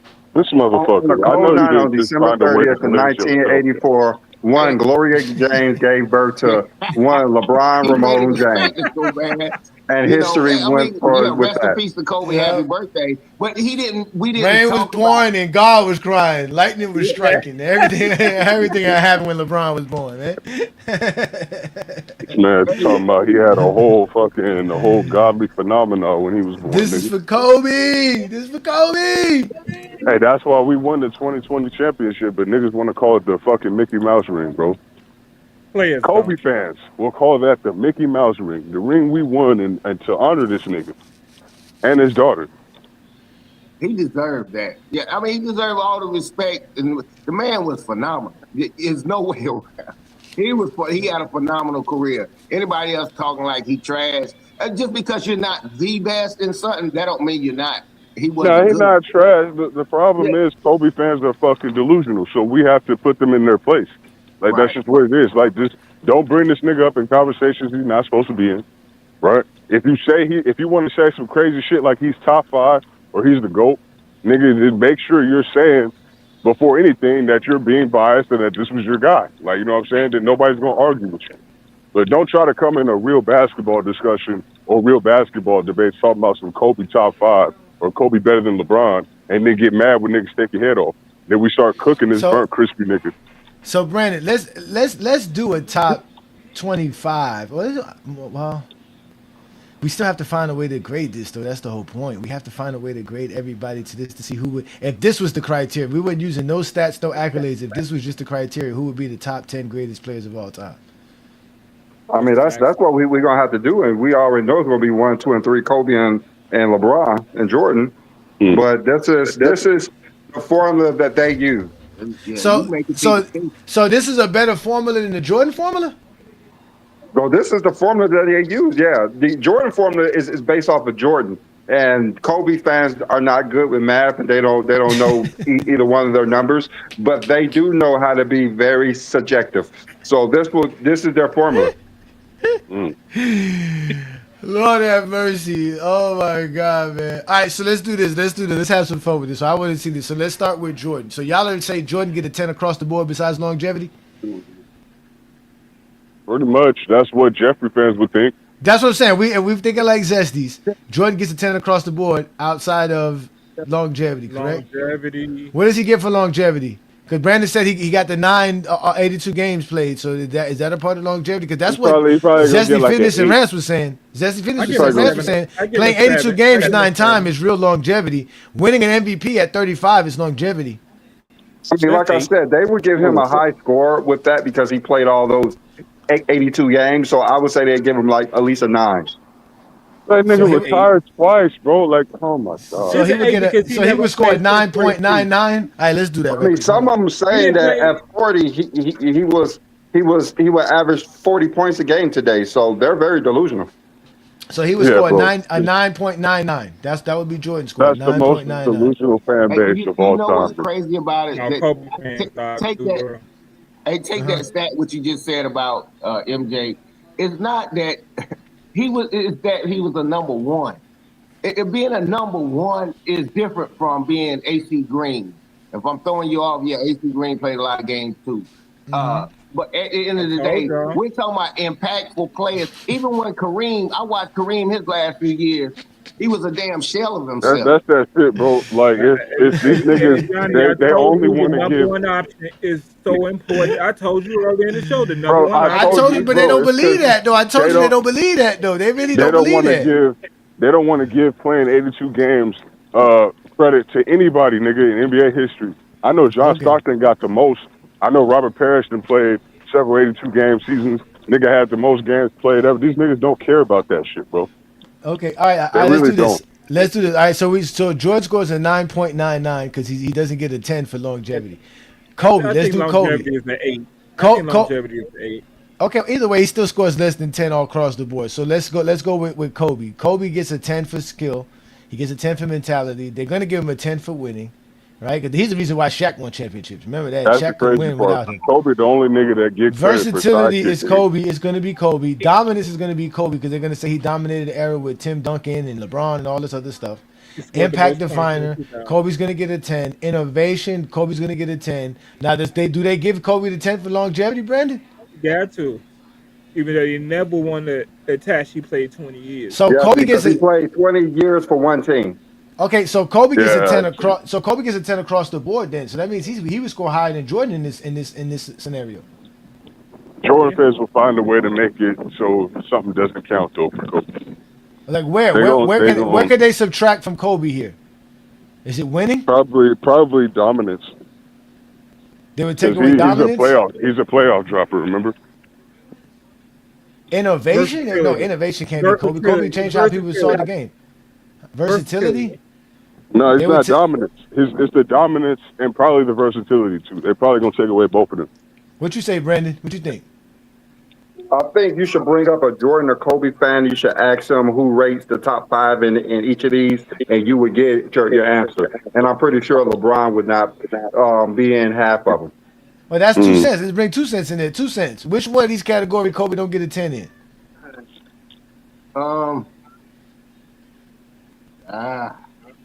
He pretty much checks off all of those. And yeah, for me, he does check off all of these. When you say longevity, when we took Mike off, I'm like, shit, 14 years ain't a long time.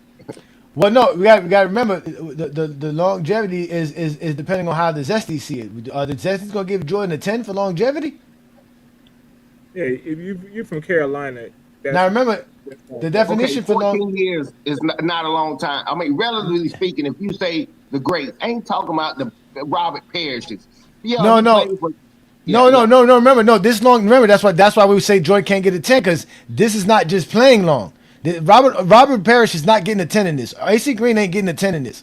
It says historically unusual sustained greatness. Jordan doesn't get a 10 in that. Jordan's sustained greatness is like 9-10 years. Okay, That's not enough longevity. That's not Kobe longevity. That's not Tim Duncan longevity. That's not Kareem longevity. Huh? It's longer than Bird. I know that Bird wouldn't have longevity definer neither. Bird wouldn't fall in there. He couldn't have that. Yeah, he couldn't have. That's what I'm saying. So Jordan would score a 10 in every category but longevity. But what categories is Kobe not scoring a 10 in? Kobe's scoring a 10 in longevity. Okay, but here's the thing about when we keep saying longevity. I don't want you to just be in the game. Look, hell, Vince Carter got longevity. He was crap. I mean, he ain't saying he was just totally crap. He played on crappy teams. Kobe played on. Man, we forgot. I'm gonna let you talk 2 cents because I listened to you. But did you listen when I said it has to be sustained greatness, not just playing? This longevity definer as your legacy has to be sustained greatness. So that means you had to be. You can't just be Vince Carter. You can't be Robert Parrish. Also, two players could not be 10, so it has to be pecking order. That's why I would say that Jordan and Kobe fans would rate them 1 and 2 because there would be a pecking order. So you want to do it like that, Brandon? Only one player can be a 10? Yeah. No, set the benchmark. Set the benchmark for whoever you saying. We got to have the benchmark. Okay, who are you? Because we know Kobe had some like 8 to 9 just horrible years with a lot of bum players. We talking about sustained greatness throughout the whole time. Okay, who is the benchmark? Are we all the way now from 99 to 2013, Kobe sustained greatness. So that's 14 Not years. more than Tim Duncan. What? I know that, but I'm just saying. Tim Duncan would get a 10 too here. In my eyes, Tim Duncan getting a 10 in longevity too. We're trying to figure out where's Kobe not. If you're a Kobe Bryant fan, we're talking to Kobe Bryant fans. Which one of these categories Kobe's not getting a 10 in? It got to be versatility. It got to be. That's the or if you a Zesty Jeffrey. 3, he wouldn't get a 10 in. Yeah. He wouldn't get a 10 in winning? No. He got 5 championships. You think a Kobe brand or Michael Jordan fan would say Kobe is not winning is not a part of his legacy? Extraordinary relationship to winning? If we're evaluating the way that he is a teammate and when he didn't have Shaq and listen. No. Again, Again, you got to remember, all this is defined. All of this is already defined. Listen, watch. Yes, he had 5 rings, but how bad was he? Listen, you have to listen. When he didn't have them, they were the shittiest teams of the league, damn near. Listen. You guys got to listen. The winning definer is extraordinary relationship with winning. Does Kobe have an extraordinary relationship towards winning? Yes, he does. He also that's a part of his legacy. No, but that's not a part of his legacy. Nobody talks about Kobe's losing as a part of his legacy. These are legacy definers. They only talk about his winning. We don't have a losing category. That would be in the losing category. That's why he's not a 10. I would give him like an 8 or a 9, but he's not a 10. He doesn't have the same consistency that Tim Duncan had. Tim Duncan was winning way more consistently than Kobe Bryant was. How? They won both five championships. They both won around the same amount of playoff games. But Tim Duncan's when Tim Duncan didn't win the championships, he was still making the playoffs. Kobe Bryant wasn't. Kobe Bryant had about, let's say, 7 or 8 shitty years. 5 years. He had 5 years where he didn't make the playoffs. His last 3 were shitty. Correct. 7 or 8. Yeah, 7 or 8. Yeah, 7 or 8 really shitty. I don't think it's 7 or 8. I don't know where y'all getting from. From 99 to 2013, Kobe was brilliant. No, there was the Smush Parker years. There was about 3 years in Kobe's prime. If you're talking about winning, if you're talking about winning wise, so that's about 6 years of not winning. So that's why I'm not giving him a 10 in that category. No, because he only missed the playoffs. He only missed the playoffs 4 times. He's talking about that is not true. Kobe Bryant missed the playoffs way more than 4 times. No, he only missed the playoffs in 05. Make the playoffs and not be a good team. No, that doesn't mean you're a winning team. Jordan made the playoffs winning 30 games. That doesn't mean that he was a winning player. He just mean that he was the 8th seed. Yeah, because if that's the case, then we can say Jordan doesn't have, it's not winning neither. But that's the whole point. No Jordan fan or Kobe Bryant fan is going to sit here and say these guys impact and winning or their legacy is not defined by winning. But they are going to put Jordan ahead of Kobe because Kobe can't be a team. No, we understand that, Wash. We're trying to think like them. We're not thinking like a basketball fan. We're trying to think like Kobe fans and Jordan fans. He's talking about facts, and we talking about how people look at it. Because I would put winning wouldn't fall for Kobe and Jordan for me. Winning would be guys like Robert Ory, LeBron, Who else? Bill Russell. You know what I'm saying? Guys like that. Hondo. Hey, Johnny? Hey, Those are legacy definers. Hey, since the list, just reading it based upon historically unusual sustained greatness. It's only a few people that I can think of that had a run. It ain't saying you played 20 years or 30 years. That's not what it's saying. Yeah. The run that Michael Jordan had from the time he won that first championship all the way up. I'm talking about all the MVPs, scoring titles, defensive. That's 6 seasons. That's not longevity. Okay. Tell me anybody else that had a run that was better than that. Kobe or LeBron. Tell me sustained greatness. I ain't talking about win one here. What? Then play from 2008 to 2021, LeBron sustained greatness. Kobe was from 99 to 2013. What are you talking about? Okay. That's what I'm saying. No, he's saying look, Jordan had about a 9-year run, and in that 9-year that's what I said. run, it was a 9-year he won run. 6 rings. So that's a different that's a different level of. But that's not longevity, though. But that's not longevity. Longevity is again historically unusual sustained greatness. Being great for 9 years. How many years would you say is longevity? Yeah, 12. How many years would you say is longevity? 12. How long is sustained greatness? Is again, it has to be unusually. It says unusual. I would say 9 years is pretty historically unusual. There's a lot of guys who unusual. had great 9-year runs. Hold up, bam. 6 rings. It made the playoffs in that 9 years and was pretty much like seen as that's the best point player. of this. That's the point. You can't throw 6 rings for longevity. That's I'm where the about winning longevity. falls in that. That's what I'm 9 years saying. is longevity, isn't it? No, it's not. No, 9 years is not. okay. I thought It's 9 not years historically unusual. 9 years is not historically unusual. That's sustained average greatness. for a great player. Exactly. That's about average for a great player. That's average for any great player. Magic Johnson, Larry Bird. Bird had a back injury by year 6 or 7. No, he 9 didn't. Larry years Bird being was at the top of the balling- league is pretty rare. Larry Bird was balling until like the 89. Name Man, me he had a 5 good 8-9 players year that was run. dominating for 9 decade years. of being dominant. So that's 10 years. Name me 5 players that who were dominant for a whole decade. Okay, Bill Russell, Wilt Chamberlain, Dr. J, Kareem Abdul-Jabbar, Magic Johnson, Kareem Abdul. No. Dr. J did not dominate the league for 10 years, sir. No. He dominated basketball. We count the ABA. We count the ABA, sir. We count the ABA here. We count the ABA here in Go James Kingdom. Okay. He dominated for 10 years, without a doubt. Okay, no. If you're counting the ABA, then yes. Okay. Yeah. Magic Johnson, Larry Bird. Come on now. We could name 20. Come on, man. I can even bring Karl Malone into this. Okay. Well, no, you can't say Karl Malone dominated because Karl Malone had 10 straight All-NBA first-team selections, sir. How is he not dominant? And how's that not longevity? That's what you said. That's sustained greatness. Okay. That's my point. It's not unusual. It's not historically unusual. McGrady was dominant. Would you say that Tracy 7 McGrady years was is not dominant? enough. Tracy McGrady was 7 years of dominance. It's not enough. But he never 7 made years. it past he never won a playoff series. Sir, we're That's talking why about it's sustained not greatness. great. We're not talking That's about why it's that. You're not. talking about winning. Winning has nothing to do with sustained greatness. You could be sustaining greatness without winning, so that has nothing to do with it. You guys be conflating winning with But you're not greatness. dominating if you're not winning. No, that's false. You can't say that Karl Malone was dominating the league when That's why we have a category for winning, so that you don't attribute winning to every attribute that somebody's legacy is not. So now 6 championships are attributed to Jordan's skill, attributed to his versatility, attributed to his longevity, his clutch. No, that's separate. That's winning. That is a legacy defining of its own. Now, how else can we define these other? That's why Jordan wouldn't have longevity, because you have to throw championships in it. That's why I said Jordan's is mentality and winning. Those are Jordan's 2 legacy definers. Same thing with Kobe. It's gonna be mentality and maybe skill definer, because I don't know if we would put winning in there for Kobe neither, but it would be one of them. But at the end of the day, all Jordan and Kobe Bryant fans are gonna say these are all top 10. The only one they're gonna argue about is longevity, because that's LeBron's category. They don't want to praise Jordan and Kobe for longevity. Yeah, You got to praise LeBron for longevity. Got the longevity, of course. I mean, we give LeBron a longevity part of sustained greatness, because whoever played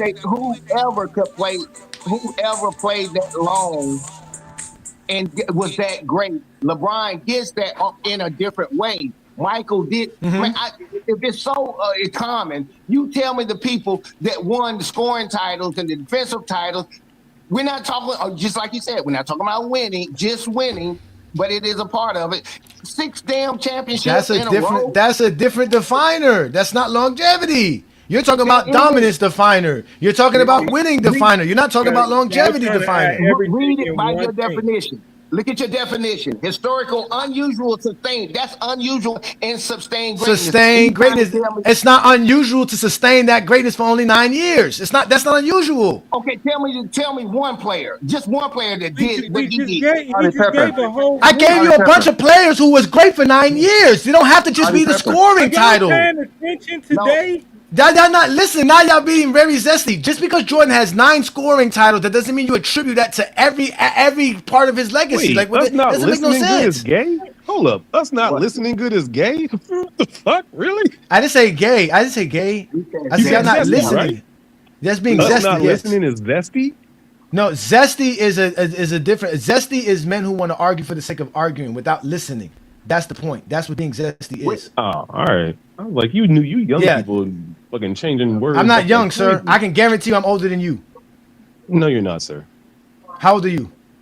I'm 44. I'm 45. Yeah, I'm 45. I'm 45. Okay. So that makes me older got than a you. birthday this year. Yes. We're not kids here, bro. That's why our criteria gets rid of all of this, because this is why we had to make this. Because when we talk about stats, accolades, and achievements, Kobe and Michael Jordan ain't nowhere near great as we talk about with LeBron James. So y'all have to invent shit for people. Now 6 championships all of a sudden makes Jordan great in every aspect, when 6 championships ain't the greatest or nothing. Scotty got 6 championships. That don't make Scotty great because now Scotty got longevity because he won 6 championships. We know that Scotty could enter in that list, but you keep saying just the championships. We're talking about more than that, bro. Stop saying that. You're not listening. You're not breaking. You're not reading what he's saying. Yeah, So Scotty making. So Scotty. All right. So wait. So Scotty making 10 all defensive teams. Is that longevity? 2 cents? Yes or no? Yes. That's a thing unusual. Unusual is the key word. It's unusual. That shit is unusual, bro. Stop it. No, it's not. Being great for 10 years is not unusual. No, don't move the Damn, ball. it Stay is, right though. here. No, because this is where dominance would fall, and that's why there's a category for dominance, because dominance tells you here. It tells you right here the degree in which a player's overwhelmed his era. 10 defensive selections in one era, that's rare. That would put him in a dominance category, not in the longevity category. It's both, isn't it? He had longevity for 10 years to be that good in defense. Amongst great players, again, y'all show us any great player that didn't have 10 great years. Higher than 10 other players. That's what he's saying. Like, we could name 10 other players who have longer longevity than Michael Jordan. True. And I'm pretty sure you can too. There's no great player that doesn't have 10 straight great years. You can't name them. But I don't know what player you consider one of the greatest players of all time that hasn't played 10 straight years. Year mark. Would you call Chris Paul a great player? And Chris Paul has more than 10 years.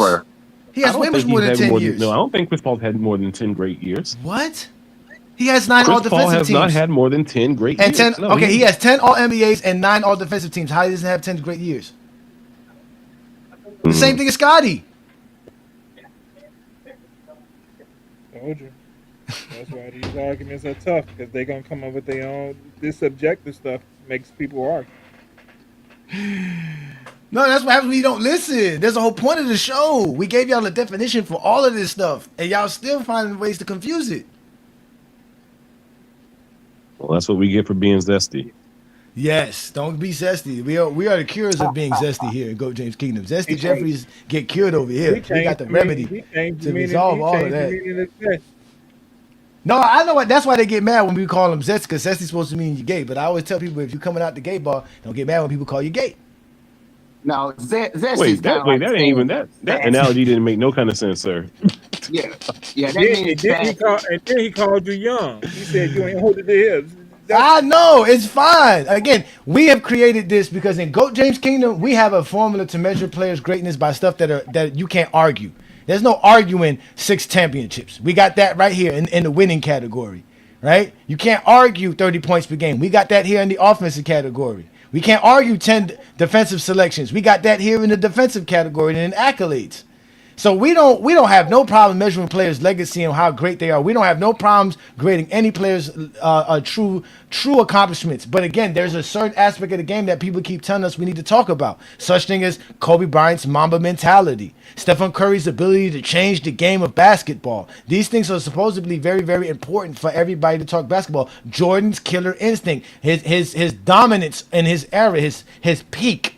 That word dominance would fall at his peak. His winning mentality, all of this stuff. These are things that we can't measure with stats and accolades.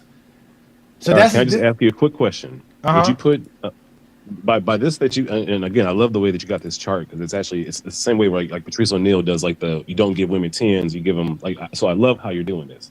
But where would Grant Hill and like Derrick Rose kind of fit in this because they've had longevity, right? Mm-hmm. But they've had but the injuries didn't, and they also had greatness. Mm-hmm. But they didn't win, and they didn't, kind of reach their prime. Mm-hmm. But they did have longevity. So, would they be considered great players by this? Grant Hill will be nowhere near this list, as well as Derrick Rose. But my question to you is now. Hold on, wait. Now check this out. Listen to Wash. This is where this came from. Check this out. The point of the legacy definer is this. Check this out. This is the question you got to ask yourself, right? It says, what about a player's basketball greatness would be lost if we only evaluated them by their stats and their accolades? If you say there's nothing that's lost by us just talking about Grant Hill's resume, meaning just what he put as far as statistically and accolades, then he doesn't have a legacy definer on his resume.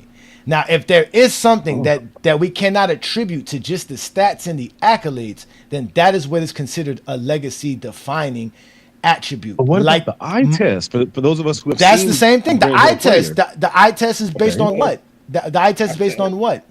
On attributes you can't see exactly that you can't see in the stats and the accolades, but it's not just eye test because your eye test evaluates every player. What is your eye test seeing? You're seeing Kobe Bryant's Mamba mentality. You're seeing Stephen Curry's greatness in shooting. You're seeing LeBron James's ability to be versatile. You saw Bill Russell's ability to be the greatest winner of all time. These are legacy defining attributes that are not seen in just the stats and the accolades because that's what we're trying to add to this scenario. You see what I'm saying? So instead of just talking about your stats, which is your production, or talking about your accolades, which is what you achieved with your production, now we're talking about your legacy and what defines your legacy. What separates you historically from other greats beyond the numbers? Hey, great point. Do you have 2K by chance? 2K? I stopped playing 2K in 2020. We need to do a challenge where we come up with like a legacy team and see whose teams win. Because I believe that if you add like the pre-injury Grant Hill and like all, I believe that they would wash and they would be in the top 50. You know what I mean? I hear what you're saying. No, but that's what I was telling him because in our criteria, right? Because those guys' stats and accolades were not as great as everyone else's, the Derrick Roses and the Grant Hills and the Tracy McGrady's and stuff like that, they scored very low in our criteria because their accolades are not there, but they also, like you said, they have legacy defining attributes that make them great players. So as an example for us here, we were talking about how Tracy would have the skill definer, right? His ability, his capabilities on the basketball court is what people appreciate about him and why people praise Tracy McGrady. That's his legacy definer. But what you said great about 2K is perfect because just think about a legacy definer being a player's badge. Yeah. You know how in 2K a player has a badge? Right, if you pick up a Maurice Cheeks, he has a strip badge, right? Because he's good at stealing the ball, and all of a sudden he can just strip the ball like better than anybody else because they don't have a strip badge, right? You see what I'm trying to say? Yeah. It's beyond his rating, right? No matter what his rating is, he has a steals badge. So now he can do extra stuff. There's the you know what I'm talking about. There's all the different badges that you get in 2K. This is basically what a legacy definer is. Something beyond your rating. Yeah, Tracy McGrady by the way, if any of y'all do play 2K, I switched out Harden for Mark Price, and I'm killing everybody. So Mark Price ain't killing no goddamn body. Grant Hill and Tracy McGrady. He's talking about 2K. He's talking about 2K, man. He's talking about 2Ks. Yeah, I'm just saying, but in real life, before his injury, Mark Price was probably one of the best shooters of all time. But you never hear about him. Grant Hill's career wasn't really like that. People want to make Grant Hill more than what he was. He's just like Trace McGrady. Can't lead a team to out of the first round. Good player, but not someone who's great. Damn, he won a playoff series, Grant Hill. When? And he was on in Detroit. He won a series in Detroit. I don't remember Grant Hill ever winning the series. I don't remember if he won in Detroit, but I know he did when he was in Phoenix. Yeah, he's good as a role player. He was a role player there. At Duke. Yeah. Well, just like he was at Duke. When you're not the top player, you can play a good role. Grant Hill was a good role player. He was a 1A before the injury. Come on, man. I know, I got you, but that's the point of this is that's where the legacy definers would come in to help his career. I don't know how many legacy definers he would have. I think he would have the versatility one. That would be his main one out of any of this, and I don't think he would have anything else, to be honest with you. So I think Grant Hill's legacy is known for being a versatile player. He was supposed to be LeBron before LeBron. He was supposed to be the next step from Scottie Pippen. So it would be that. That's what I would give him. Or maybe the archetype definer, because the archetype definer also talks about the most games Grant Hill played in a playoff in Detroit was 5 games. So I doubt he ever won a playoff series. Like I said, he was one of those overrated players that we give extra credit to. That's Grant Hill. You really hate Duke, sir. It's okay. I understand. I don't hate Duke. He's not that great of a player that people think he was. Damn, okay. And you watched him play. You don't think he was that great of a player? You just like he was a good player, just like Tracy Brady was a good player. Okay. I mean, Grant Hill is not going out there giving you 30 and 10. He's just not. He's going to give you 20 and 5. Okay. Well, I mean, they wasn't scoring like that back then. There wasn't a bunch of people dropping 30 like that. He could not. That's why they had to move the 3-point line up, because they couldn't score. Well, he wasn't known as a shooter. That he wasn't known as a shooter for sure. Right. But again, he did have an attribute as being a very versatile player. That would have been his that would be his legacy definer. But we have another guy here, D-Nell. Shout out to you, man. Thank you for joining us here on a Sunday afternoon. Y'all know what this is. Again, this is the GOAT James Kingdom Show with B. Lee and A. Johnny. We do this every Sunday, noon Eastern time, right here on GOAT James Kingdom. So if you're not a subscriber to the channel, go ahead and hit that subscribe button. Also hit that ring notification so that you know when we're dropping videos, because we do videos throughout the week. We also drop shorts throughout the week. And we also go live on Friday nights with the Friday Night Exposure with the Exposer. That's who I am. But this is the Sunday show where we do the Lord's work and we talk the game. Today's show is about legacy definers. We're not talking stats. We're not talking accolades, because that's all we ever do in GOAT James Kingdom is stats and accolades. Finally, we get outside of it, and y'all still mad. That's why I call y'all zesty, because y'all be mad for no reason. Just a bunch of grown men always telling us how they feel instead of expressing logic and understanding. So let's let D-Nell up in here. Peace and blessings. Thank you for joining the GOAT James Kingdom show. What do you have for this topic? I'm looking at this archetype definer. Mm-hmm.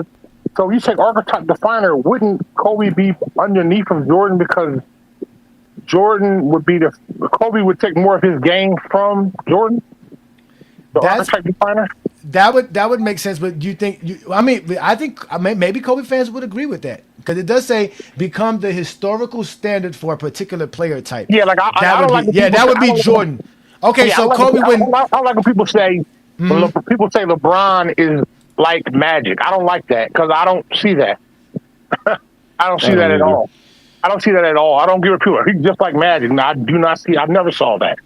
Yeah. No, because his ball court vision. But what confused people was Magic was never as great as scorer as LeBron was. LeBron was just as great. Yeah, exactly. LeBron was just as great as a passer as Magic, but somehow he was Michael Jordan. And mind you, his athleticism. Magic wasn't as athletic as LeBron either. Nope. That's another thing that blew people's mind about LeBron and his ability too. But I do agree with you. So yeah, if Kobe didn't get a 10, for sure it would be archetype definer. So Kobe and Mike would score less than 100 in these categories, Brandon.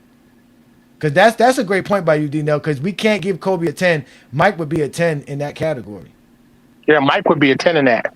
Yeah, Mike would be a 10 in that. So Kobe, he was the first in his kind. And as a LeBron fan, I tell you this right now, LeBron scores a 10 on all these categories. LeBron gets a 10 for skill, he gets a 10 for mentality, he gets a 10 for winning, he gets a 10 for versatility, dominance, impact, innovation, longevity, cultural, people will probably argue with you about number 2.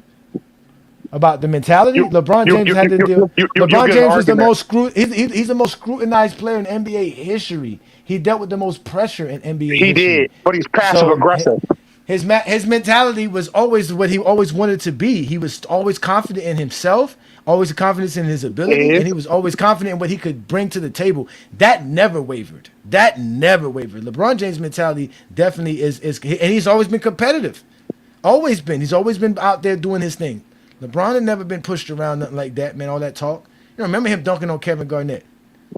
Talking about he was scared of Kevin Garnett. That man dunked on Kevin Garnett. Had Kevin Garnett. LeBron was afraid to shoot in the finals in 2011. He needed Kyrie to bail him out in Game 7 of the 2016. I can see an argument. I can see an argument for number 2. I can see an argument for number 2.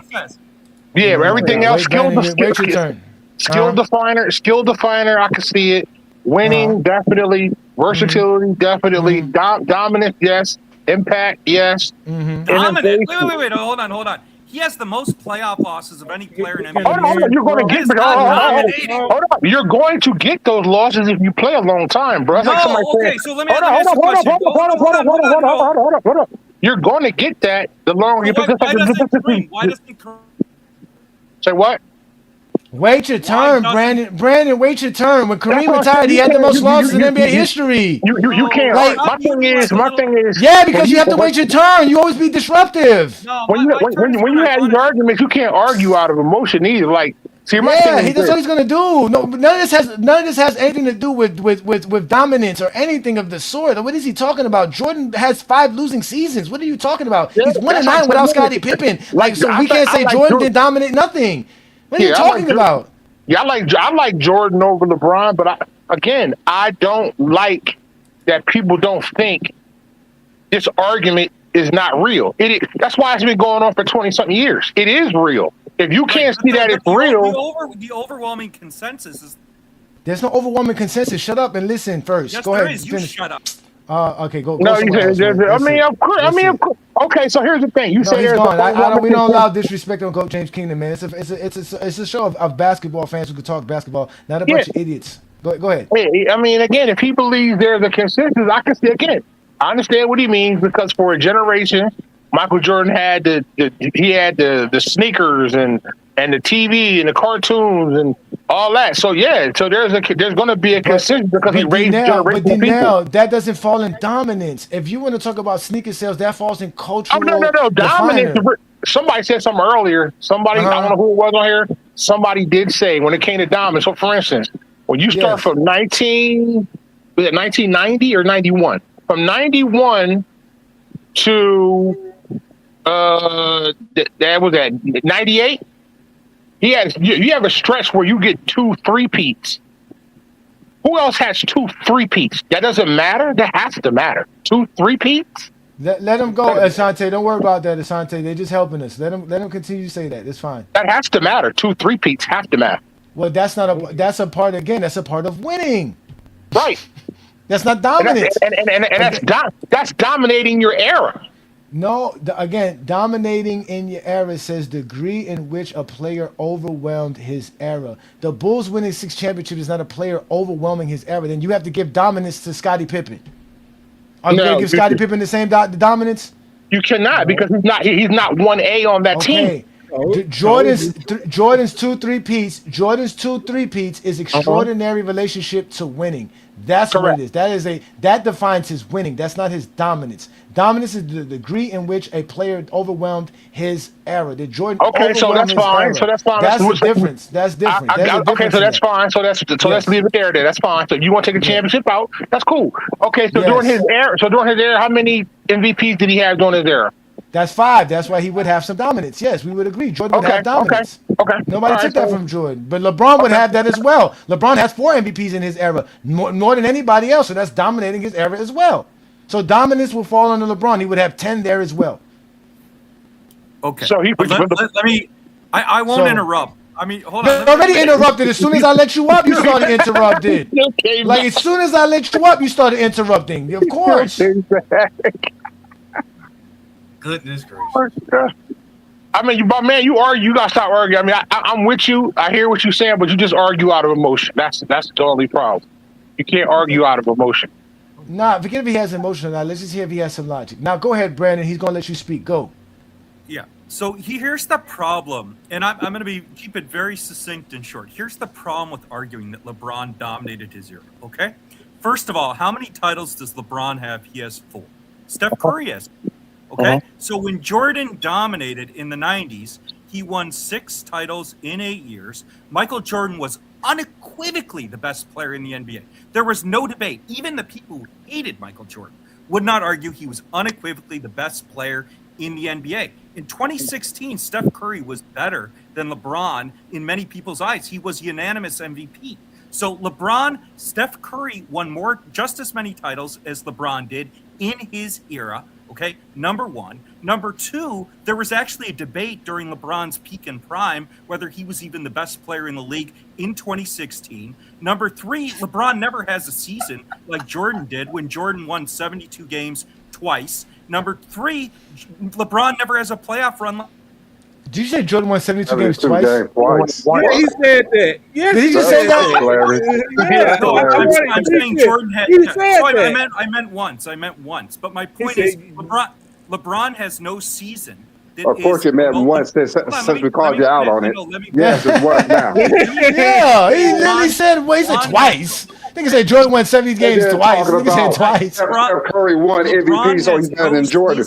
Better than LeBron. But nobody said Charles Barkley was better than Jordan in '93. Exactly. Just because you win MVP don't mean you're the best player. Exactly. I know. And your argument about Grant Hill was brain dead. Grant Hill averaged 25 a game in the dead ball era. He would have averaged 30. He averaged 25 one season. One season. And again, that's because he was playing. That's because he was playing as a young player who was early in his career. A player who could average 26 in the dead ball era would average 30 a game with ease in this era. Before he had injuries, Grant Hill was a guy. He was a superstar before he had injuries. Your young ass doesn't fucking remember Grant Hill before he had injuries. That's what only thing before you keep going. Grant Hill was a superstar. Hold on, let him finish, Gino. That was a lockout season. For one, that was a lockout season. So Grant Hill was not young. So stop lying. You never watched. No, your basketball. That was the lockout season. He was not a young buck.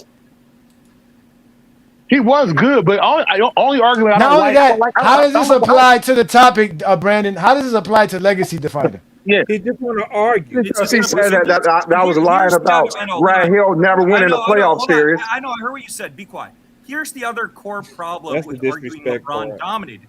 Every time LeBron... Sir, we want to talk about the topic, not you, how you feel about LeBron. We don't want to hear about you have to feel about LeBron. I didn't ask you that. So if you can't answer the question, how does this apply to the conversation as far as legacy definers? How does this apply? Because part of legacy is when you stay with one team for the majority of your career. Sir, there is nothing here. Jordan, man, get this guy. I'm done. I gave him a chance, man. There's nothing here that talks about having to stay with the same team. That's nonsense.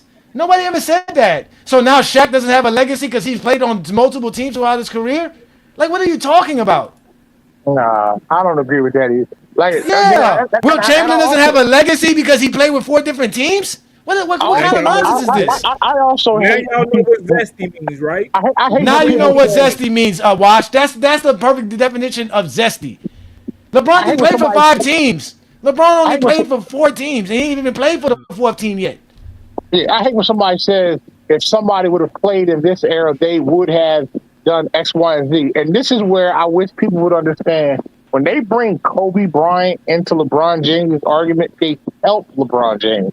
They actually don't get, the more you pump Kobe Bryant up, you help LeBron. I wish they would see that because don't everybody, is it a consensus that Kobe and Jordan are neck and neck? Isn't that a consensus? Yeah. They're neck and neck, right? So if they're neck and neck and LeBron can compete or sometimes outplay Kobe Bryant, what do you think he's going to do for Michael Jordan? They're the same guy. Listen, at the end of the day, his logic is stupid. He talked about Stephen Curry being the best player in 2016 when he wasn't considered better than LeBron in 2016. He just had a better season. The same way Jordan was still considered better than Barkley when Barkley clearly had a better season than Jordan in 1993. Same thing in 1998. Karl Malone had a better season than Jordan, both 97 and in 98. And in 91, Magic Johnson had a better season than Michael Jordan as well. But again, these guys don't fall in line with none of that nonsense. He's talking about LeBron James didn't want to shoot the ball in 2011. That has nothing to do with dominance.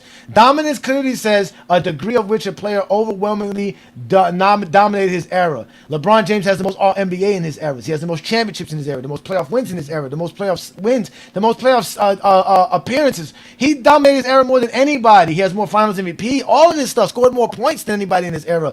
That's dominance. Jordan scored the most points in his era. Jordan don't have the what's it called the most all NBAs in his era. Jordan don't have Jordan don't even have the most all defensive teams in his era. Facts, John. Hey, John.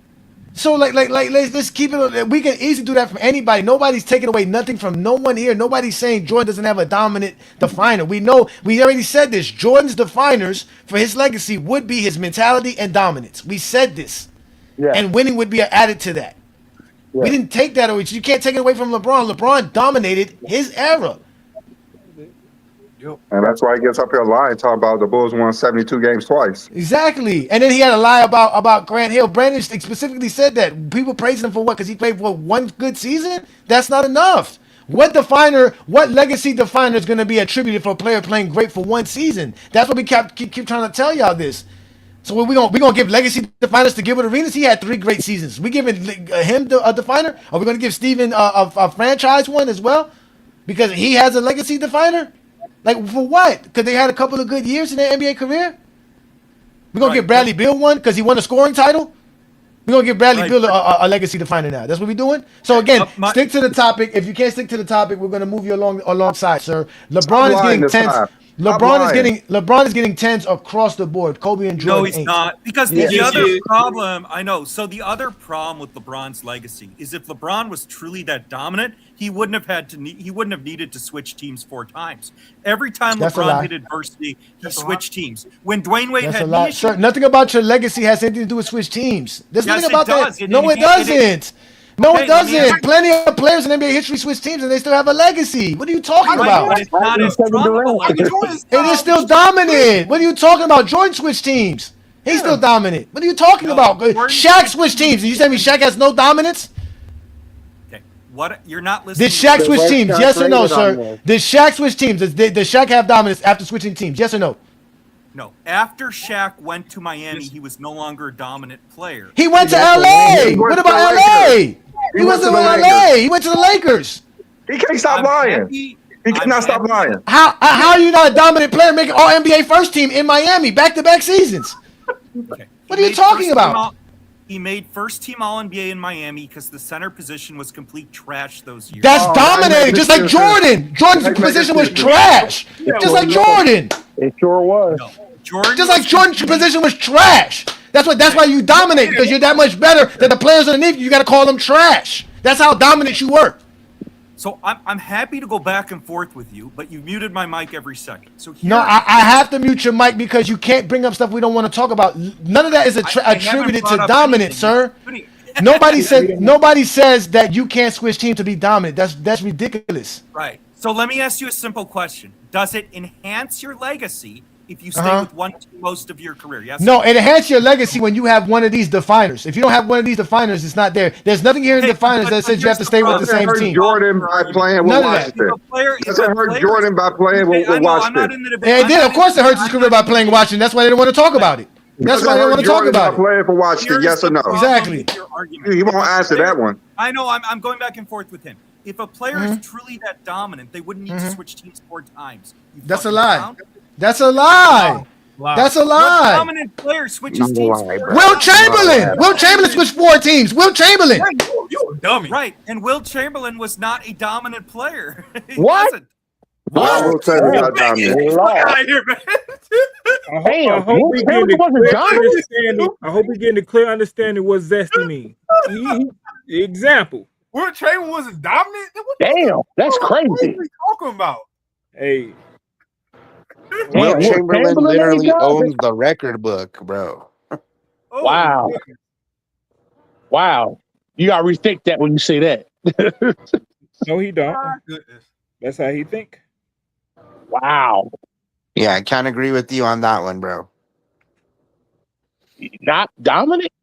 Now you might not say he was a big time winner, but you can't say he wasn't dominant. Yeah. Right. The man literally owned all the records when he retired. You got to ask yourself this. What is it about saying LeBron James has dominance at definer in his legacy that hurts Jordan or Kobe? Nothing. It doesn't. That shows there's insecurity. I told you, if I argued against anything, I told you it's going to be his mentality. I'm going to argue against it. Everything else, yes, I'm going to argue mentality. Like, it don't make no sense that Zesties have to be this upset that LeBron is great. He is great. I don't even understand your mentality argument. I would have to say the mentality argument is going to be because again, you cannot take away 2000. People will say, "Oh, stop using 2011." It happened. It happened. Now you guys are going to say it's X's and O's, and it's not Well, X's and O's. hold up. I do have a question. I do have a question. Do you put Kobe high in this ranking? And what? Mentality. The mentality. Yeah. Yes, I do. So, okay, all right. So would you say he would take a hit for not shooting in a game 7 and losing the series after being up 3-1? He would take a hit, yes. Okay, would you say that he literally outshot the whole team because he was trying to get a Finals MVP in 2004? Would that take a hit? Now you say he outshot them, and so I Yes, he outshot the Lakers. I don't have a problem with him gunning. No, gunning, okay. no. So, no. All right. So you have a player shooting 65%, dunking on everybody, but you would not pass him the ball, and you lose the title because you wouldn't want to pass the ball to Shaq because you won the Finals MVP. So that would not give you a hit because you had more shot attempts. Is that what happened? Did Kobe Bryant say he was shooting in 2004 because he wanted pretty a Finals obvious, MVP? and then afterwards he wanted to leave the team. On the team. Right. That's a matter of him thinking I'm better than this dude. I'm not talking. You say mentality, that's showing weakness. You agree? That's showing weakness, right? So that's not weakness. Losing a series because you won't pass the ball. That's not weakness. That's a positive. I wouldn't say it's a positive. I just he thinks he's better. He thought he was better than Whitney. He was tired of being behind him, and he was wrong for that. But I don't think it's weakness. He was wrong for it. I don't think he was weak. That's a weakness, bro. So that's a positive that he lost a playoff series because he didn't want to pass the ball. So that's a positive that he outshot them and lost the title. I wouldn't say it's weakness. I just think he got tired of playing behind him. Like he believed in himself to a point where he was like, I'm not being behind this guy. Now, again, I don't think he was right for it, but I wouldn't call him weak either. Tell me what happened with Kobe in 2011. Say again? What happened with Kobe in 2011? Oh, they got swept too. So they got took out of there too. Kobe take a hit for that. So Kobe doesn't take any hits. No, he doesn't take any hits for his play. Came off with 3 straight finals appearances and back-to-back championships when they got swept by Dallas, bro. They had a lot of miles on them bodies. So he doesn't take any hits, basically. Doesn't matter what he take a hit. I'm not saying he doesn't take a hit, but why are you trying to diminish that same Mavericks team beat 3-all, the Heatles? Because when LeBron underperforms, he actually takes a hit. You don't want to put a knock on LeBron for scoring 8 points in an NBA Finals game, but you want to knock the Lakers. You want to knock Kobe Bryant. You have to listen. I didn't say anything about Kobe. I'm asking you: does Kobe underperform and take a hit? You guys said no. LeBron underperform and take a hit. So it's a separate category for LeBron James, and I want to know why. It's because why do LeBron take a hit and Kobe Bryant do not take a hit? Kobe Bryant does take a hit. Even according to your guys' little formula there, Kobe Bryant takes a hit. And LeBron James is 10s all the way across the board. But everyone else is zesty, bro. That's ridiculous. That's what he just said. Ridiculous. We got a GOAT James Kingdom who created his own criteria, calling everyone zesty, and is going to put 10s across the board for LeBron James. But everyone else is stupid. I mean, I'm not even talking. I'm literally talking to you like a basketball fan. Like you say, LeBron takes a hit for underperforming, but somehow Kobe never takes a hit for underperforming. He got eaten alive with the Sun series, bro. They blew a 3-1 lead, and he didn't. You're saying he does not take a hit. You're still going. I'm not saying that. I never said that. I'm saying he does take a hit. He took a hit then. He took a hit in Detroit. That was a bad series for him. And he rightfully so got criticism for it. Yeah. All right. Okay, that's cool. So would you still rate Kobe above LeBron James? Yes, sir. Okay. I do not. Why? It's my own personal preference, man. I ain't hating on LeBron James. I think Kobe Bryant, LeBron James, Michael Jordan's, Larry Bird's, Wilt Chamberlain, these guys, they're all at the table, man. Where you want to place them is whatever, I just don't like the everyone getting. I mean, it's my preference, man. I think Kobe's got what more. If you want to go by, he's got more titles, but that's a team thing, man. I don't know. I just liked his style more. I like the way he No, played I'm more. not. I'm not talking about who you like better as a player, but I'm talking about what we're discussing. His mentality. Like why? Like what makes his mentality above LeBron James? I mean, it's right there, man. I mean, he's goes harder. He don't stop. Even LeBron James himself said that He Mamba goes harder mentality. in what?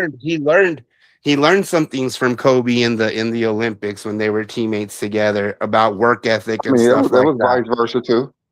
You know, Kobe Bryant. There's a reason. I mean, there's a reason. There's a book on it. He just and everything he did We're not outside even of the talking game. about. You know, We're not getting even talking about Oscars. basketball no That more. mentality wasn't just basketball, bro. He was a freak. He wasn't So basically, to you, athletically it's more than gifted. basketball. Basically, it's Yeah, more than okay, but basketball. check It's it out. not He didn't okay. have the attributes like the big hands like Jordan or the God given, you know, physical Bro, attributes of I'm so LeBron fucking James. tired of hearing this bullshit that you niggas have We're not ripped even off the talking last about man. basketball no I more. don't Let know him how many explain it, fucking man. times It's I Let not him gotta even hear about explain this it, New shit. World. basketball You no asked, more. Let bro. This him shit is You explain so it. asked. fucking You stupid, guys bro. asked. Let him If you don't You explain like it. the literally have I really answer, no want to fucking understand reason. what he's You have talking no about. reason to be It's saying fine this for shit him that to you're saying. explain well, it. because none This of is y'all not are letting me It's basketball. fine finish, for him to man. explain it. This is Thank not I mean, you. basketball. what's the Because point of him not being able to explain his basketball experience? This is his basketball experience. Really, It's this is fine. bullshit, what man. are you talking This about? is I'm not telling you, real. Kobe This Bryant is had not to, real. for This shit Kobe is copy Bryant to have a pasted seat He at from a not that even fucking table, saying he anything had to documentary, negative. bro. work He's This just hard is to not his get he's own there. just Let him work. say it explaining though. his Let him experience. say it though, New Because World. Let him say it. Yeah, Let him he's say it. explaining his experience, and I want Go to know he ahead. what his didn't experience is. This experience is bullshit. That's what he it is. didn't have all the Okay, It's not fucking let us hear real. the attributes and bullshit. Yeah. We want to hear it. Just New do World, A, let Yeah, it. We why? want to and hear What's it. God wrong with gives. him not See, being able bro, to this is talk? why Just mute that yourself. Just mute it right now. again. He's going to tell me that I'm talking bullshit, but he's a guy named Goat James Kingdom going to You ain't never creating watched a Kobe a day in formula your fucking to life, put nigga. 10 That's how I across know, the nigga. to You put ain't Come 10 never on, watched New across the World, motherfucking board, please, Come bro. New on, World, man. Then please, tell this man, nigga to stop please. talking about me. Tell him to talk No, about Kobe. he's Frustrating talking when Tell I him have about. people to shut come the up and fuck they up about can't me, nigga. explain their basketball experience. Just Go because we ahead, don't Showtime. agree, don't mean he's talking nonsense. Go ahead, Showtime. Finish up your Kobe Bryant statement, please. I'm just saying, man, the dude didn't have the physical attributes, all that. He had to work at it, and he worked on it relentlessly, hard in the gym all the time, sacrificing time away from his family. It's all been documented. His work ethic is what puts him in that conversation with these other guys. Whereas I'm not saying LeBron James doesn't have a great work ethic, but a guy like LeBron James or a guy like Shaq, when they're physically gifted like that and have these like God given, you know, head starts, not taking nothing away from them, but they don't have to work as hard to be as good. For Kobe Bryant to be in that conversation, if you lined them all up and looked up their attributes and stuff, man, you wouldn't think anything was special about Kobe Bryant. But when you watch him and you know the body of work and everything else, that's what I'm saying, man. His work ethic, all that stuff, relentlessness, the drive. Not saying LeBron James doesn't have it. Not at Mhm. all saying that. Just saying Kobe had to work a little bit harder, or it seems to me anyway. If I'm wrong, No, no, that's fine. I'm not above being proven wrong, but That's it's fine. my opinion So, on things, man. okay, so I do have a few questions for you because you say like Kobe Bryant put in more effort into the game that you basically ever seen because he was relentless and working out, doing all these different things. So I have a question for you. Who played the most games Yep. in NBA history? Is it LeBron or is it Do you Kareem? think that takes any extra effort to play the most games? Yeah, it takes it Do you takes a think lot of it's effort, something that but no one has ever done before? Like, does that make him a step above others because he played the most games? Yes. I mean, What about you can minutes? Who argue played the that most for sure. minutes? Yeah, who played the most minutes? Is it LeBron James? Okay, Yeah. who Yeah. played the So, most? but did you Yeah, use that same argument when it was Wilt? When Wilt played 48 and a half minutes a game for the season? I I mean, mean, like, for a season, that was eh, amazing. But you're talking about how Kobe did things no one ever done with work ethic. So You admitted that playing more than anybody takes more effort than anybody who ever played the game. Like we could measure this. We could measure a person who scored the most points, who played the most games, who played the most minutes, who won the most playoff series, won the most games. So, in your mind, you looking at Kobe Bryant as this one who has done excel in something that no one's ever done before, but in reality, that person you're talking about is LeBron James. Okay, yeah, I guess if that's how you want to take it. Also, how many times did LeBron James play more than 70 games in a season? How many times did Kobe? I mean, look at the Nigga, amount of LeBron time. James I mean, averages 70 games plus I'm for his not saying fucking it's career impressive. over It is 20 impressive seasons, to nigga. play 27 years, bro. It's impressive LeBron to play James been 27 playing more years, than but when you're 100 working games with in a load season, management, way more times when than you're Kobe taking streak all ass, kinds of nigga. games, when LeBron you're went to taking all 8 straight kinds of finals, games nigga. off, He's playing when way you're more a fucking healthy games than scratch, Kobe, nigga. when you're a Okay. healthy scratch, He game also after didn't miss game a after game, playoff game. Well, it increases your I don't think you longevity. know Does it that. not? Hey, I Does it don't think not? you know that False. LeBron That's averages false. Does it not? more If you're games a per healthy season than scratch, Kobe and Jordan, right? if you're a healthy scratch That's a lie. LeBron's never been a for healthy 3 weeks scratch. out of the LeBron has season, never does been that a not healthy does scratch. that not help? Does that, LeBron's according never to you, had he a has healthy scratch, he's been sir. questionable. Why He y'all don't sure has. listen? Jesus Christ, y'all don't He sure listen. has. He has not, sir. LeBron's played the most minutes in the most games in NBA history. You keep talking about playing games. Who's played more And than he LeBron? averaged more games Nobody. per season than Jordan and Kobe. What are you He talking also about? got He's played more.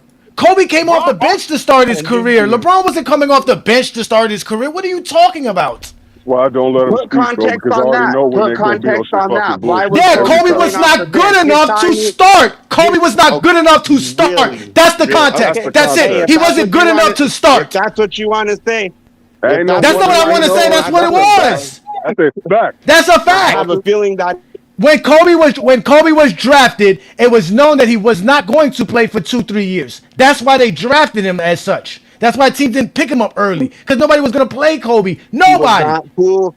He was not. The coach was not cool with having a high school kid on his team. And all No that. coach He never got was. come out started of high No with school coach to the that. was, NBA. sir. No. No Don't coach even was. go there with that. No coach Don't was. even go No there coach with was. that. There was not a coach in the NBA in that era. There was It doesn't matter why it Kevin didn't happen. because He didn't do it. Kobe was not Kevin Garnett. Kevin Garnett was better than Kobe coming out of high school. That's why. Kevin Garnett's 7 feet tall. Kobe's not. What are you talking about? True. That's true. You're 7 feet tall, but Okay, Kobe then. Bryant So was that's a ready, was difference. NBA ready, bro. He was Kobe's not NBA ready. It was in it. So why was Jerry it? West So thought why was it? Oh wait. So why was it in his scouting report that he was not ready for 2 to 3 years from now? Why was it in his scouting report? Why was it there? Who made that scouting report? The Who put that Lakers. scouting report out The there? It wasn't Lakers. Jerry West was said it? that. Jerry West said that. That was in Jerry West's scouting report for It's Kobe not Bryant. no bullshit, motherfucker. That's how I know you ain't never watched this nigga's career, bro. If you why actually do y'all let try them to stop talk me, bro? long enough, When I be letting these they would dig niggas go themselves off a every hole. time, bro.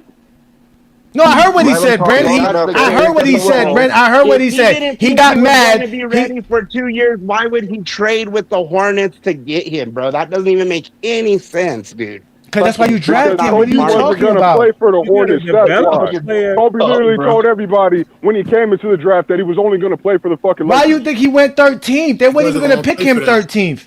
He wasn't even going to get picked 13th. The Lakers told them to pick him 13th. He wasn't even going to go 13th. He was never going to play for no other team but the Lakers. No, he would have played, but he wouldn't. He wouldn't. But even that argument really don't matter. The point is he did not start coming in, so it don't matter why Exactly. it didn't happen, whether he was good enough or he wasn't. He didn't start. That's what people got. He wasn't good enough. The point, he wasn't good enough. There's nobody benching a good player for the sake of benching a good player. He wasn't good enough. That's it. Yeah, LeBron came in and started off top. Yeah, that's just the bottom line. Yeah, so Nigga, LeBron was that's our better than argument where Kobe you at can't say, 16, well, again, nigga. I'm with What are you. we talking about here? You can tell yourself what? that, bro. It's all good. Nigga, Kobe do you was mean? not better than Again, LeBron I'm when arguing LeBron was with the guy 16 who years old. created Nigga. a He's been better than this criteria nigga. that a guy named Yeah, Joe LeBron James was better Kingdom, than who Kobe in high created school. a That's a fact. criteria, who created a criteria. All right, let him vent. the Let him list vent, of y'all. Here you go. accolades He wants to that vent. Let him that vent. is You let him Let's let him talk vent. long James enough, at number they dig one on themselves a across hole. the board. Okay, let him vent. Let Get him vent. out Go of ahead. here, bro. Go ahead, vent. Go ahead and vent. Ridiculous. Go ahead and vent. No, Go his ahead. whole thing is that LeBron can't beat tens across the board, but Go ahead. No, let him vent. Let him vent. New World. Let him vent. New World. He wants to talk. Go ahead and vent, Mr. Showtime. Tell us all your worries and why you get mad at GOAT James Kingdom. Go ahead. No, I'm saying, dude, you guys are calling bullshit on me when GOAT James Kingdom creating a criteria of a bunch of bullshit that puts in his mind LeBron James tens across the board. Come on, bro. Come on, dude. People, I just told you there's an argument against it. He's got the same amount of championships as Steph Curry, less than Kobe Bryant. There's people in the two eras that he was prevalent in that were better than him, or at least as good as him, dude. He can't be the GOAT, bro. And I like your music, but you know it's true, bro. Results matter, dude. You can play 27 games or 27 seasons and have 3,000 and whatever minutes, bro. And but yeah, I mean, if you play 40 years, it's going to happen, dude. Oh, salty. I'm even getting the music treatment.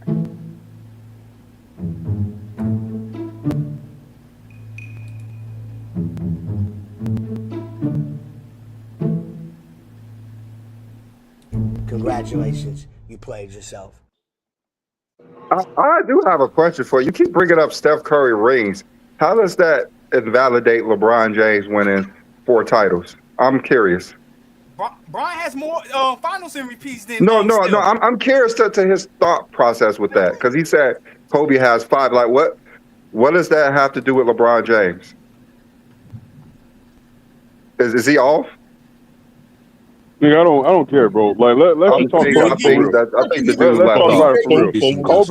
Kobe was in the same league as LeBron for most of LeBron's career. 13 years of LeBron won one more title. Look, LeBron won more MVPs than Kobe did in the same era. He won more finals MVPs in the same era. He won more championships in the same era. Nigga, Kobe already won those 3 before LeBron got there, so them 3 don't count. He didn't get not one fucking finals MVP, nigga. LeBron won 4 MVPs with Kobe in the same fucking league. What are we talking about here? After LeBron's second season, this nigga Kobe only won 3 games against him for the rest of his fucking career. Boom, boom, boom, boom. That's a 13-year stretch, nigga. It's not even a conversation, bro. That's why I get mad when they try to attribute all LeBron's attributes onto Kobe. Like, this nigga Kobe was out here doing some shit, nigga. Like, fuck no. Like, he was never on that level, nigga. Kobe can't go to 4 straight finals, nigga, as the best player, let alone 3. I don't know why they had try and have a debate, man. Bron is better than Kobe. Hey, Kobe don't have nothing but this championships and then what?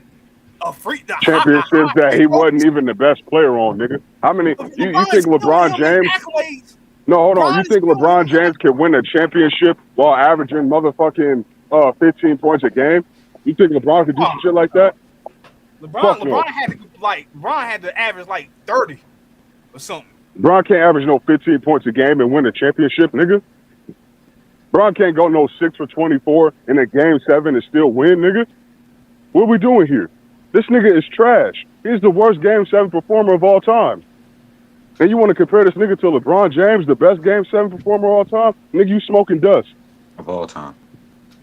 I just want to know. Nigga. I want to know, where does this apply to the legacy definer? Whatever it is that he's saying Kobe should have, where does it define it at? Because he keeps saying LeBron has all these great accolades and all these great achievements that we're supposed to ignore, which is fine. That's the point of the legacy definer. We're ignoring stats and accolades. Well, what does Kobe have here that makes him better than LeBron?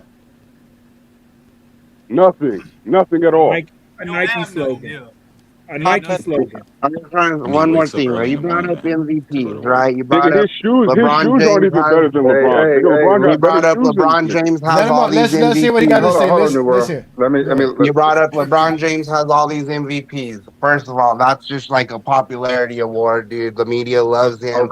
Didn't like Kobe as much, and you know that's true. You don't agree with every MVP, but check this nugget out. There's been like 6 players in NBA history who have finished top 5 or higher in the MVP voting 10 or more times in their career. And of all of them have a minimum of 3 MVPs.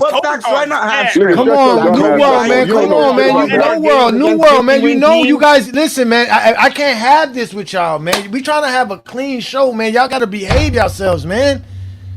Like y'all, the cussing and the wrong. Y'all got to start using. Y'all can't be doing this, man. New World, you know we have a channel that we let Zesties up. Let the Zesties talk. If Brandon wants to talk to him, let him talk to the Zesty. If you Zesty, you got to let people talk too. You understand that, Showtime? Damn. Stop being mad because we don't believe what you believe about Kobe Bryant.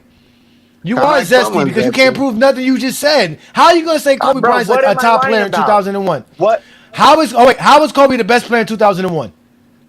What am I lying about? How was Kobe the best player in the NBA in 2001? Because he was the best. Look at his numbers, man. He was the best player. The What team numbers? won a What numbers championship. was? Look at his run in Uh-huh. the West. Look at what Shaq said. The guy who you probably say is the best player in the league at that time. I'm just going by what he said. Okay, sir. How is Kobe the best player in the league? What stats did Kobe Bryant do in 2001 to make him the best player in the league? I just told you. What stats? You didn't say the stats. You didn't name the stats. What stats is that? Shaq said, "Damn, I gotta open my phone and go look at it, bro. I don't have that. I'm not sitting in front of a computer so right you don't now." know. So you don't know the numbers. So did he score more points, or average more points than Allen Iverson that year? No. Okay, then. So obviously it's not scoring. What other stat did Kobe But he was Bryant also have? he was scoring a lot of points. He was scoring a lot of points, and he was also Did he defensive score? first Did he team. score? Did he score more points than Allen Iverson? Average more points. He finished ninth. He finished ninth in the MVP voting, so he's definitely not number one. Okay, forget the MVP voting. He said statistically, we're not going by MVP voting. We know Kobe wasn't the MVP. We want to know what did Kobe do in 2001 to say he was better than anybody else who played in the league. So he wasn't the best scorer. We know he wasn't the best rebounder. First team. Okay, but all NBA first team and an all NBA champion in the same season. Okay, so no other player in the league did it that year. Which means Shaq was all NBA first team and second team and made the championship and won Finals MVP. And Shaq said Kobe was better than him that year, right? So when the fuck so we're going off of no wait now forget that. Hold on, wait. It doesn't matter. So we're going off of what Shaq says. So Shaq determined who's the best player in the NBA is. Yep. He's. I mean, he was the one. He was the consistent, most dominant, best player in the league.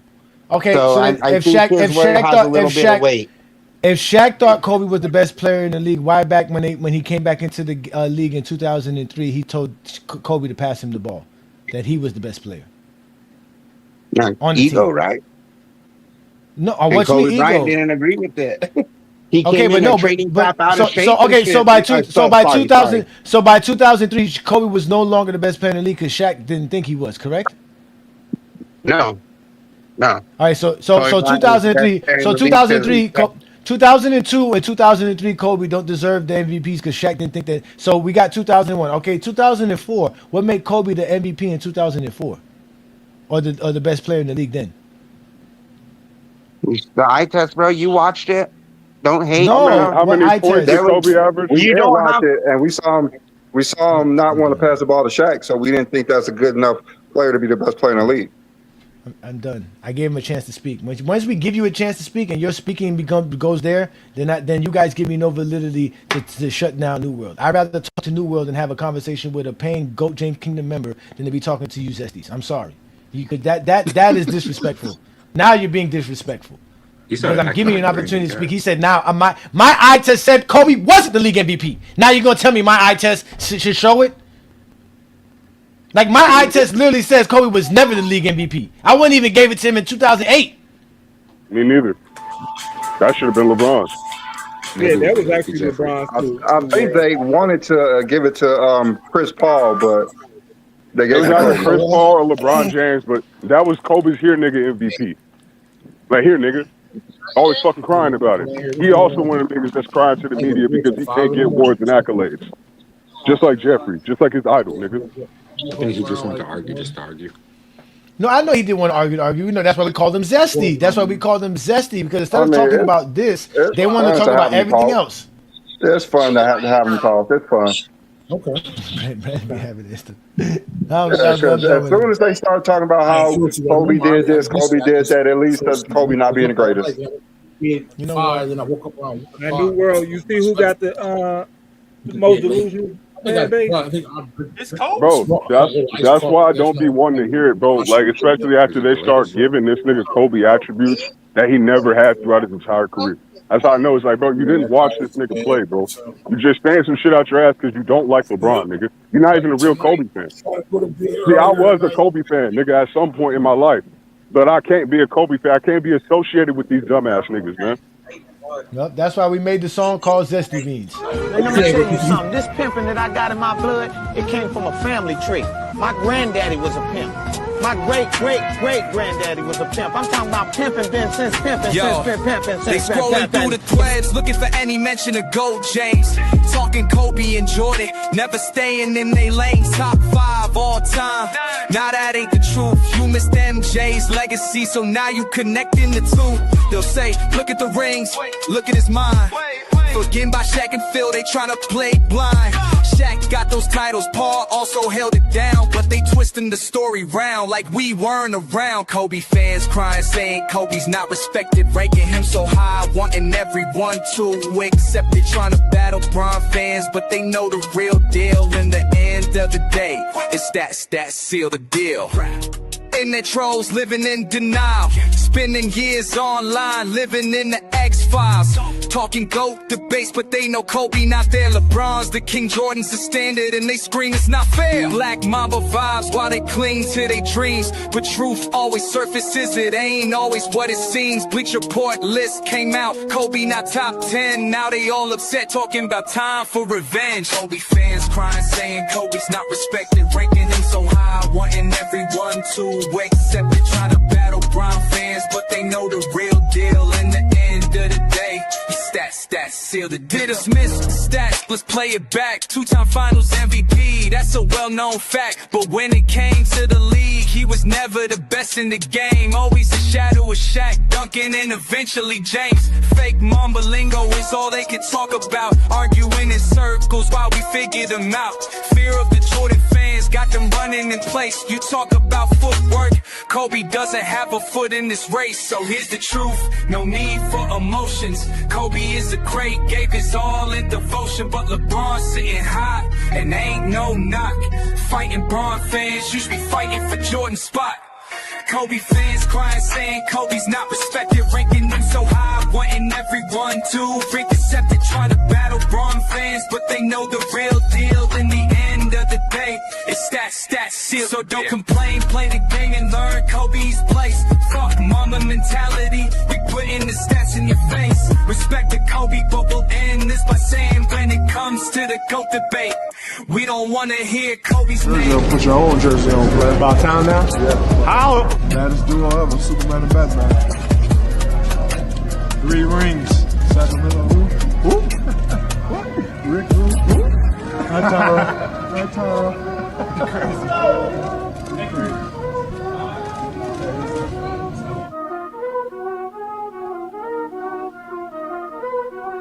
I'm tired of these damn Kobe fans. We gonna throw away the legacy to find them. Let's just throw it away. That song was fire. So they have made you want to throw it away, throw it to the trash now. Now I want to throw it away, Brandon. I don't even want it no more. I was making it for Kobe because of that. The Kobe fan alone makes me want to just throw it away, bro. Literally, they make it hard for us to talk basketball. This is the whole point. Like, if we just could just make stuff up, then why do they got to bring up stuff like? It don't make no sense. We can't bring up LeBron's dominance because they want to bring up all the stuff that LeBron supposedly did. But then when we do it for Kobe, now it's we don't understand context. We didn't see it. All this, like, I get tired of y'all. Like we can't give them props because as soon as we give them props, they start trying to degrade everyone else. Exactly. Like, it don't make no sense. I don't know why Brandon Cats keep coming up here for it. Brandon, you have nothing intelligent to say on the GOAT James Kingdom show. They always lie about stuff that we catch them on. Like every 5 sentences, it's a lie. And stop coming up here lying to us. We already know the numbers, the truths. Don't lie to us. This is not the place. You just talked to him like a college professor. He said, "Yeah." We didn't watch this man's whole career, bro, and they coming up here trying to cap for this nigga. Like, that's what be making me mad, bro. And I know you a Kobe fan too, B. Lee. My bad, bro. I know you was trying to get at that nigga, but it's like, damn, bro. Like, how you gonna tell me this about Kobe and you ain't never watched him play? You ain't never watched his career. I don't know. I feel like Brandon Cass is one of those dudes that bet his house on 2011. Like, that's probably why he's still stuck on it. I like Jordan and Kobe, but come on, let's speak the truth. He bet his house on 20 years old. And it's still safe to say that LeBron's the only one that get a 10 across the board in these categories. He's still the only one. And they mad about that. They stay mad about that. That's why. Yeah, it hurts their souls. Yeah, and Brandon's right. If we did do that, it would be LeBron, Jordan, Kobe, or LeBron, Kobe, Jordan. Then everybody else would fall behind them. Brandon, you should let your chat GPT do this, right? You should just because your chat GPT is zesty as is. Let them grade it and give it a category for each player and see what top 10 they come up with. And then we can try to formulate something off of that.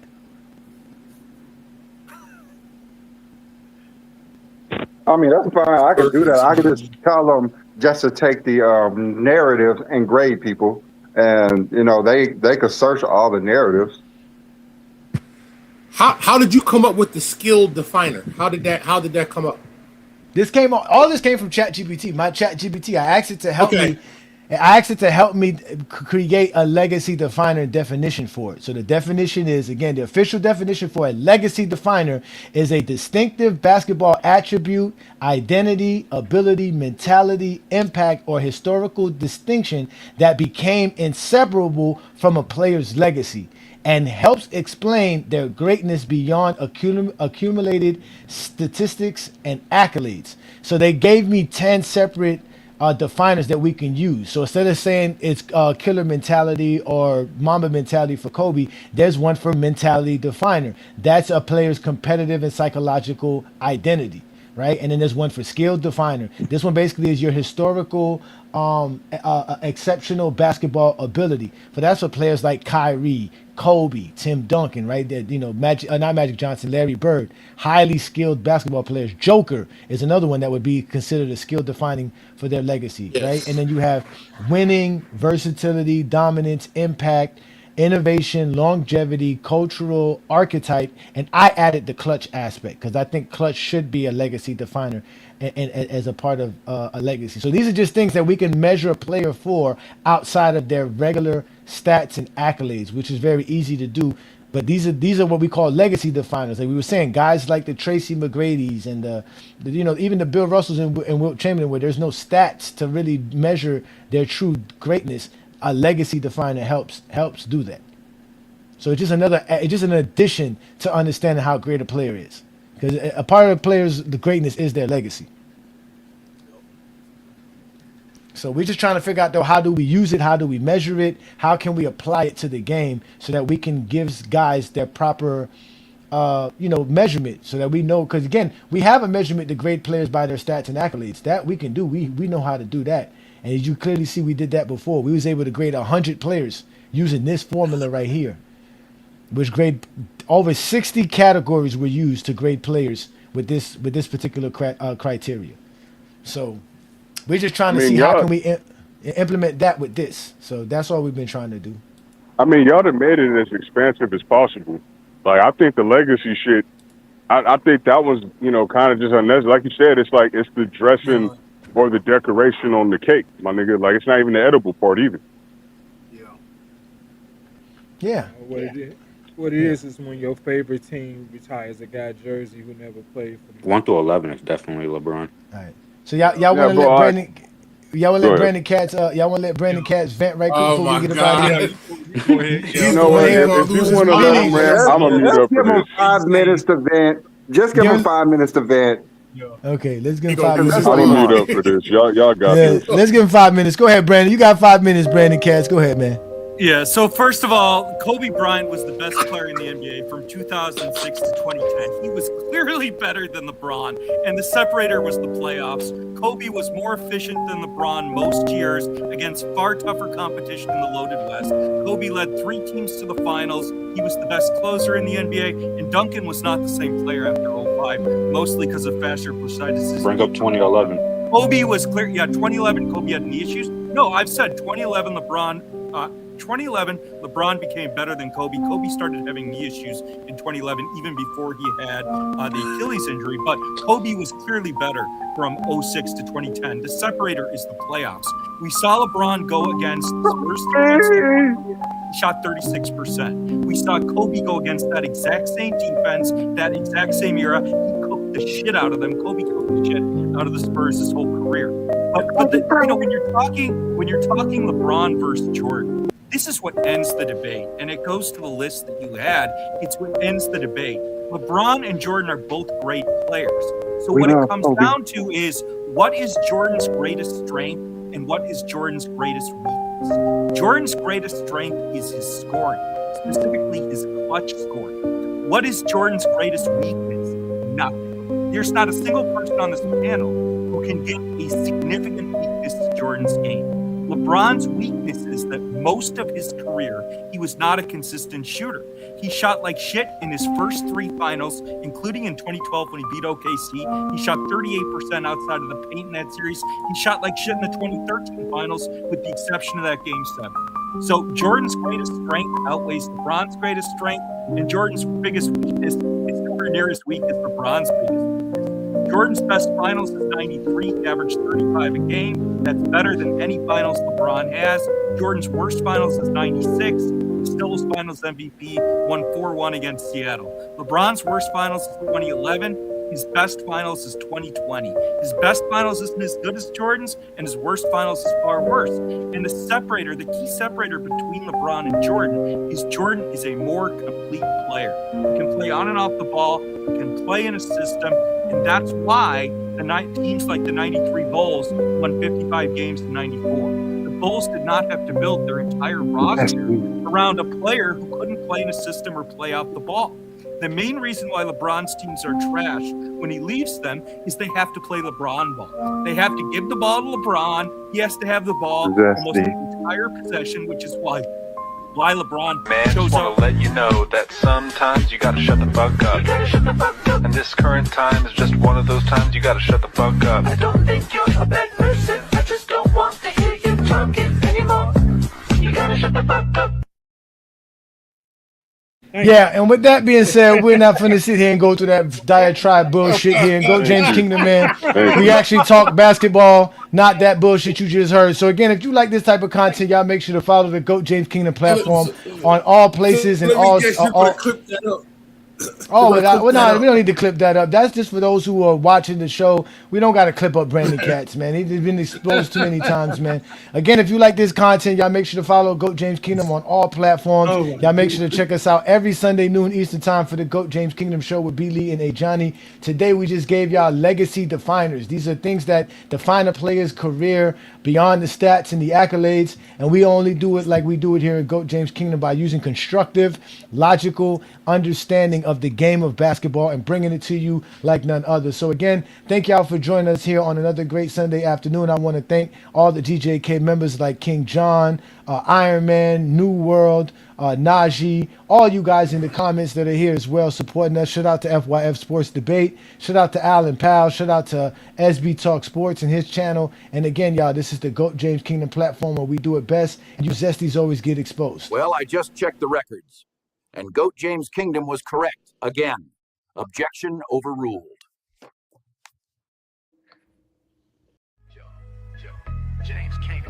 Jordan had killer instinct, cold when it counted. Kobe had Mamba mentality, work never doubted. Curry changed the range, made the court expand. Russell stacked winning like rings in his hand. LeBron brought versatility, nobody ever seen. Point guard, score, defender, chessboard king. Stats can show buckets, awards can show praise. But legacy explains why they shifted the game. This ain't just narrative, this ain't fan emotion. We building criteria, putting truth in motion. What made you different? What made you last? What part of your greatness lies beyond the stats? If we only count numbers, something gets missed. The identity, the impact, the historical twist. GOAT James Kingdom, we taking it higher. Greatness got a third pillar, legacy definer. What gets lost when the box score close? What still speaks when the trophies don't? The numbers tell what happened that night, but legacy tells who changed the light. Stats tell the numbers, awards tell the climb, but legacy tell what survives through time. One trait, one mark, one thing they remember. That's what we call the legacy define. Production plus achievement, legacy makes greatness. GOAT James Kingdom here to separate the fake from the sacred. Who changed the game? Who left the fire? Sunday show, we judge the legacy definer.